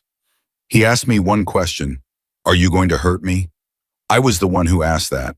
A pregnant teenager asking a Hells Angels president if he was going to hurt her. And you know what he said? Lily's voice cracked. He said no. He said he was in the business of stopping hurt, not causing it. And then he proved it. He called his brothers. He called his sisters. He put 220 people between me and the man who had destroyed my life. She held Hope tighter. This organization exists because of him, because of all of you, because sometimes the only people who will fight for the fountain are the ones society tells us to fear. Grandmother stood up from her seat, 75 years old now, still wearing her leather vest, still ready to fight. We don't fear fighting, child. We fear not fighting. We fear standing by while the innocent suffer. I know. Lily smiled through her tears. That's why I named it Hope's Haven. Because hope is what you gave me. Hope is what you give every girl who walks through those doors. And hope is what my daughter represents. Proof that something beautiful can come from something terrible. The room erupted in applause. Not polite clapping, thunder. Hope laughed and clapped her tiny hands, not understanding why everyone was making so much noise, but delighted by it anyway. The party lasted until 2 a.m. Stories were shared, drinks were raised. Old wounds were opened and salved by the presence of people who understood. Katie Morrison was there. 20 years old now, studying psychology at Arizona State. She'd become one of Hope's Haven's first volunteers. "You changed my life," she told Lily as the party wound down. "Not just by saving me, by showing me that survival isn't enough. We have to fight back. We have to make sure it doesn't happen to anyone else. That's not me. That's all of us." "No," Katie shook her head. "It started with you in that courtroom, when you stood up and told the defense attorney exactly who you were. That moment changed everything for me. I thought I was weak because of what happened. You showed me I was strong." Anna was there too, 16 now. Still quiet, but no longer silent. She'd started painting as therapy, creating images that expressed what words couldn't. One of her paintings hung in the Hope's Haven lobby, a phoenix rising from flames surrounded by motorcycles.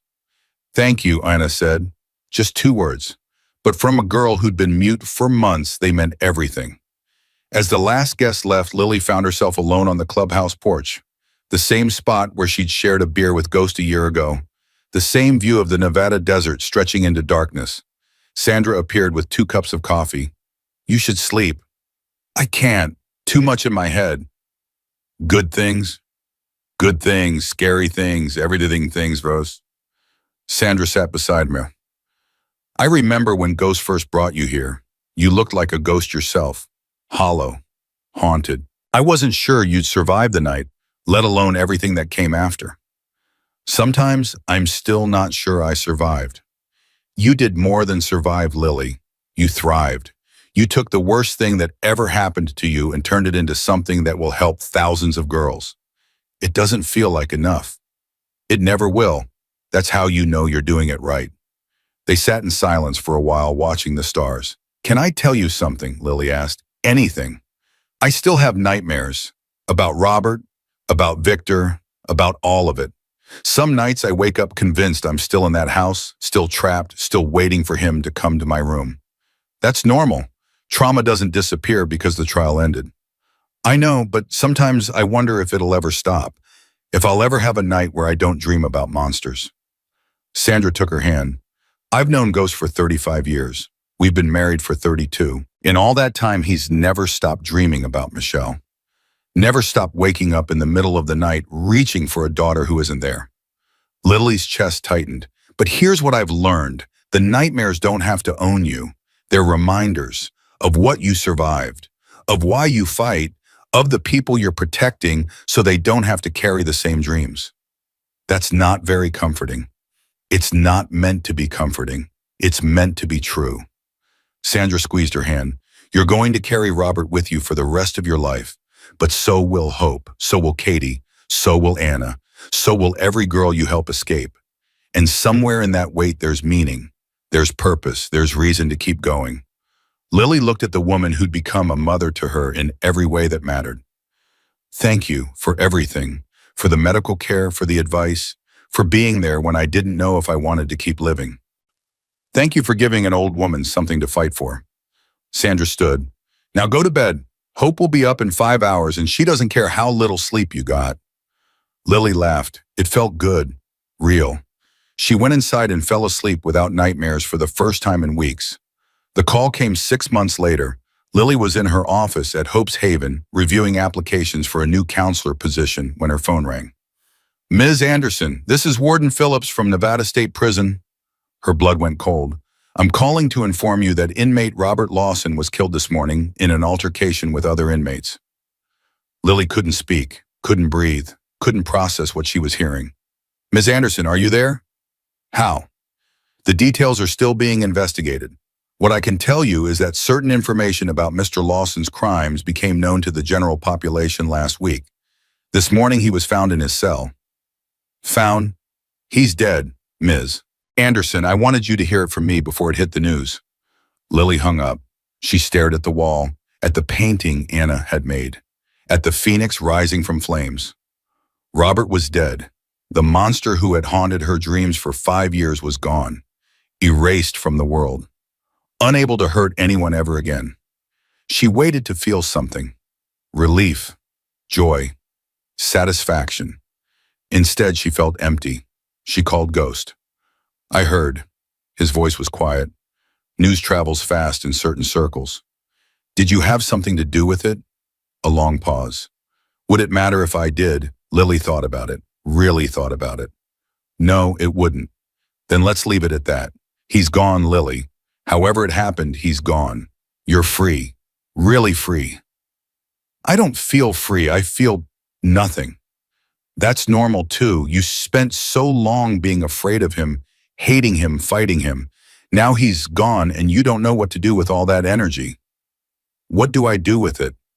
You redirect it toward hope, toward Hope's Haven, toward every girl who still needs saving. Is that what you did after Michelle's husband got out? Another pause. Longer this time. He didn't get out, Lily. Not really. She understood. She didn't ask any more questions.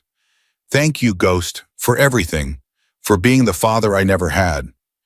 Thank you for being the daughter I thought I'd lost. Lily hung up. She sat in her office for a long time staring at nothing.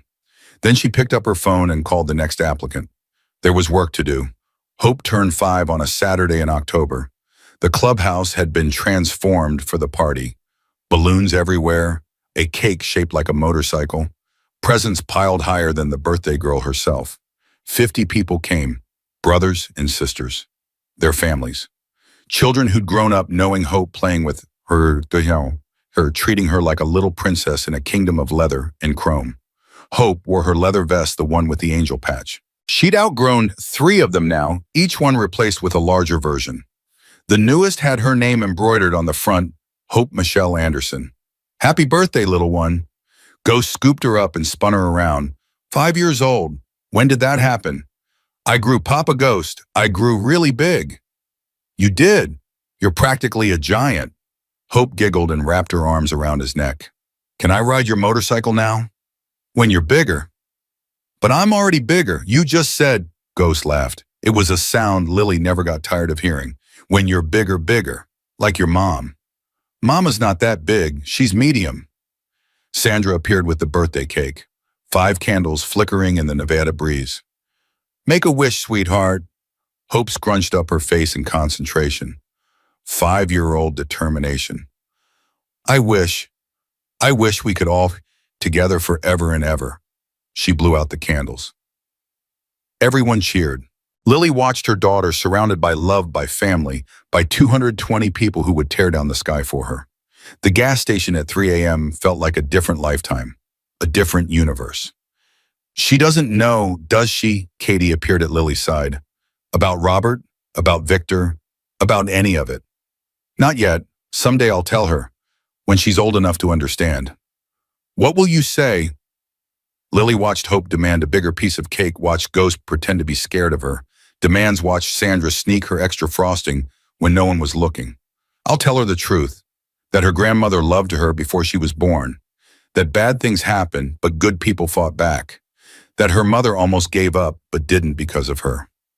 And Robert, I'll tell her he was a monster, but I'll also tell her that monsters can be defeated, that they're not as powerful as they want you to believe, that one girl with the right people beside her can bring down an empire. That's a lot for a kid to process. She's going to be stronger than I ever was. I'll make sure of it. The party lasted until sunset. Ghost gave Hope a tiny leather jacket with her name on the back. Sandra gave her a locket with Catherine's picture inside. Grandmother gave her a blessing in Spanish that made everyone cry. As the guests left, Lily found Ghost sitting alone on the porch, their spot, their ritual. You okay? Yeah. He gestured to the chair beside him. Just thinking. Lily sat. About the night I found you, about how close I came to not stopping at that gas station. Why did you stop? Needed coffee. Saw the place was open. Simple as that. That's terrifying. My whole life changed because you needed coffee. That's how it works. Every big moment starts with something small. A phone call, a wrong turn, a stranger at a gas station. Ghost looked at her. The trick is recognizing those moments when they come, acting on them instead of walking away. Is that what you teach the brothers when they join? I teach them that the patches don't make us special. The choices do. Anyone can wear leather. Not everyone can choose to protect a stranger at 3 a.m. when it would be easier to look away. I want to teach that too, at Hope's Haven, the importance of showing up. You already do, every day. They sat in comfortable silence as the desert sky turned purple. Ghost, there's something I've been wanting to ask you. Ask. Why Hell's Angels? You were a chaplain, a man of God. How did you end up here? Ghost was quiet for a long moment. When Michelle died, I lost my faith, not in God exactly, but in the systems God was supposed to work through. Churches that preached love but turned away the desperate. Courts that valued procedure over justice. Police who protected their own instead of the innocent. So you found people who would actually do something. And I found people who understood that sometimes the only way to protect the innocent is to become the thing the guilty fear. He touched the patches on his vest. These aren't just symbols, Lily. They're promises. Promises that will show up when no one else will. That will fight when everyone else looks away. That will burn down the whole world if that's what it takes to save one person. And you found me. I found a lot of people before you. I'll find a lot after. But you? He shook his head. You're different. Most people I save, they rebuild their lives and move on. You rebuilt your life and then turned around to save everyone else. I had good teachers. You had a good heart. That's not something anyone can teach. Hope came running out, cake frosting on her face locket bouncing around her neck. Mama, Papa Ghost, come see my presents. Lily scooped her up. Did you say thank you to everyone? I said thank you 100 million times. Well, then let's go see these presents. She carried Hope inside Ghost following behind them. Family, real family, the kind that fought for each other, the kind that showed up in the middle of the night, the kind that said you're ours and meant it forever. The next 2 years passed like water through fingers. Lily graduated from UNLV with honors, criminal justice degree, summa cum laude, job offers from 3 different agencies. She turned them all down. I already have a job. She told the FBI recruiter who'd flown in specifically to meet her, "Hope's Haven needs me. You could do so much more with federal resources behind you." "I could do different things, not more." She shook his hand. "But thank you for everything the Bureau did to bring Robert down. I'll never forget that." Hope's Haven expanded.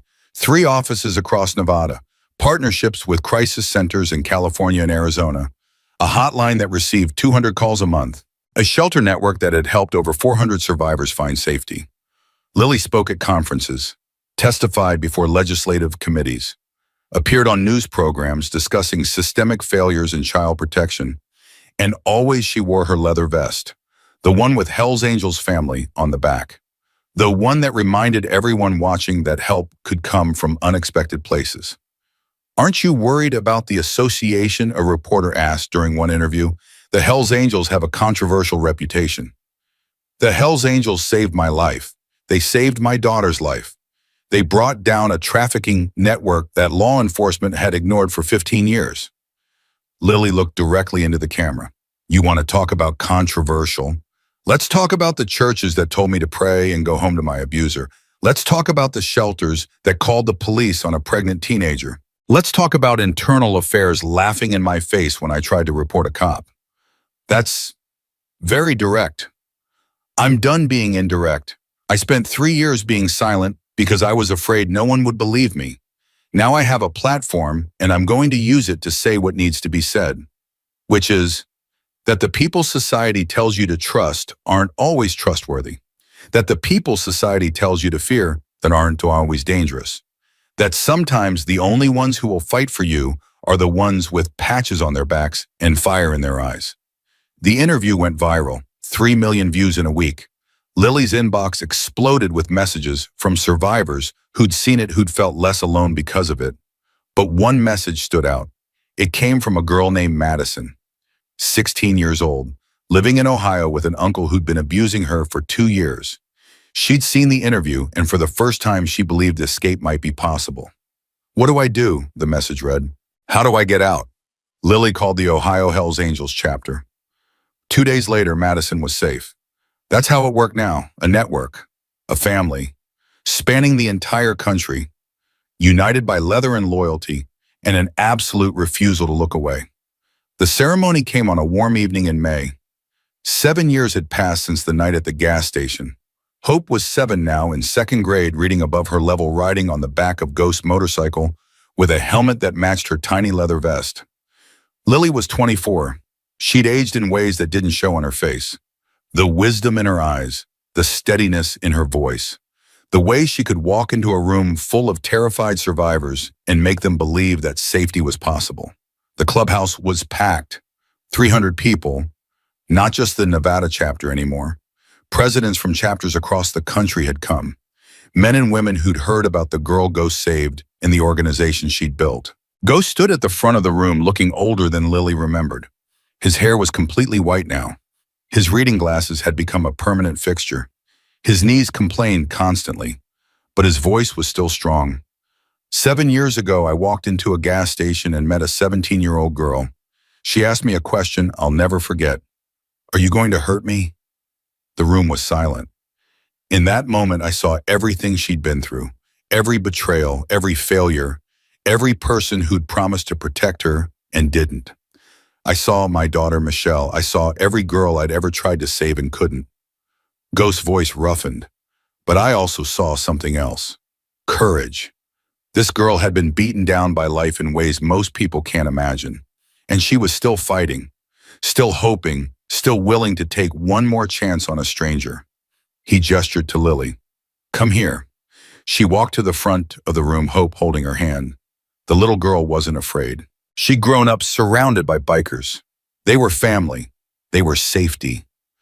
"Lily Anderson, when you came to us, you were running for your life. Now you run an organization that saved over 400 survivors. You've testified before Congress. You've changed laws. You've inspired thousands of girls to believe that escape is possible." He held up a vest, black leather, but the patches were different. Not Hell's Angels family. Hell's Angels, full patch, first woman in our chapter's history. The room exploded. Lily stared at the vest. Full membership. Not family, not associate. A brother, a sister, one of them. I can't. Ghost, I don't ride. You don't have to. The patches aren't about motorcycles.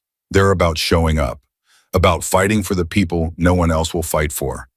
You've done that more than anyone I've ever known. He helped her into the vest. The leather settled on her shoulders like armor, like belonging, like home. Welcome to the family, sister. For real this time. Lily couldn't speak. Tears streamed down her face. Hope tugged on her jeans. Mama, why are you crying? Because I'm happy, baby. I'm so happy. But crying is sad. Sometimes crying is happy too. You'll understand when you're older. The ceremony continued with speeches and toasts and stories. Brothers who remembered the night Lily arrived. Sisters who'd worked with her at Hope's Haven. Survivors who owed her their lives. Katie spoke about being rescued from Victor's warehouse. She was 7 months pregnant and she came for us anyway. She sat on that cold floor and held my hand and told me I was safe. I'll never forget that. Never. Anna spoke about finding her voice again. She didn't push. She didn't demand. She just sat with me, day after day, until I was ready. That's what healing looks like. Patience and presence. Ghost spoke about Michelle. My daughter never got to meet Lily, but I believe she knows. I believe she sees every girl Lily saves and smiles. I believe she's proud of what we've built in her name. The night ended with a song, an old biker hymn that Lily didn't know the words to, but it didn't matter. Hope sang along anyway, making up words that didn't exist and everyone pretended not to notice. Later, when the crowd had thinned and Hope was asleep in Sandra's arms, Lily found Ghost in his office. You knew this was coming. I suggested it. 6 months ago, the vote was unanimous. I don't know what to say. You don't have to say anything. Just keep doing what you're doing. Keep fighting. Keep saving. Keep showing up. Lily sat across from him. The same desk, the same office, but everything was different now. Ghost, can I ask you something? Always. That night at the gas station, what would have happened if I'd said no, if I'd walked away instead of trusting you? Ghost was quiet for a long moment. I don't know. Maybe you would have gotten on a bus and disappeared. Maybe Robert would have found you. Maybe you would have figured something else out. But you would have let me go. It had to be your choice. It always had to be your choice. That's what separates us from people like Robert. We offer help. We don't force it. Even if I died. Even then. Ghost's eyes met hers. Freedom means the freedom to make bad choices too.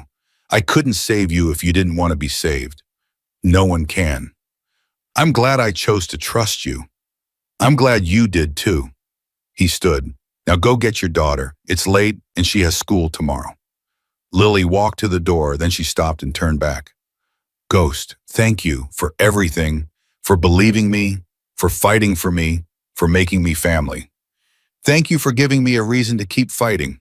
He smiled. Now get out of my office. Some of us are old and need our sleep. Lily laughed. She collected Hope from Sandra, said her goodbyes, and walked out into the Nevada night. The air was cool. The stars were bright. Somewhere in the distance, a motorcycle engine rumbled. Mama. Yes, baby. Are we going home? Lily looked back at the clubhouse, at the lights still on inside, at the people who'd become her family. We are home, Hope. We've been home for a long time. She strapped her daughter into the car seat, climbed behind the wheel, and drove into the darkness. Behind her, 220 brothers and sisters prepared for another night of watching, waiting ready to ride when the next call came. Because somewhere out there, another Lily was deciding whether to ask for help one more time. And the Hells Angels would be there when she did. That's what the patches meant. That's what they'd always meant. Not criminal, not dangerous, not outlaw, protector, family, brotherhood. And sometimes when the badges become the predators, when the systems fail, when nowhere is safe and no one will listen, sometimes the people society fears are the only ones who will fight for the forgotten.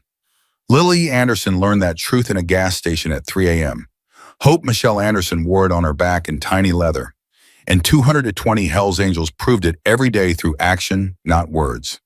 This isn't a story about motorcycles or patches or leather. This is a story about a girl who refused to give up even when every system designed to protect her had failed. This is a story about a baby who survived because her mother was braver than anyone should ever have to be. This is a story about people who wore the word outlaw on their backs, but showed the world what protection, justice, and family really mean. Somewhere out there, another girl is standing alone in the darkness, wondering if anyone will ever believe her. Somewhere out there, another ghost is waiting to answer the call. And somewhere out there, the brotherhood is ready to ride, because that's what they do. That's who they are. And that's why no matter how dark the night gets, hope always survives.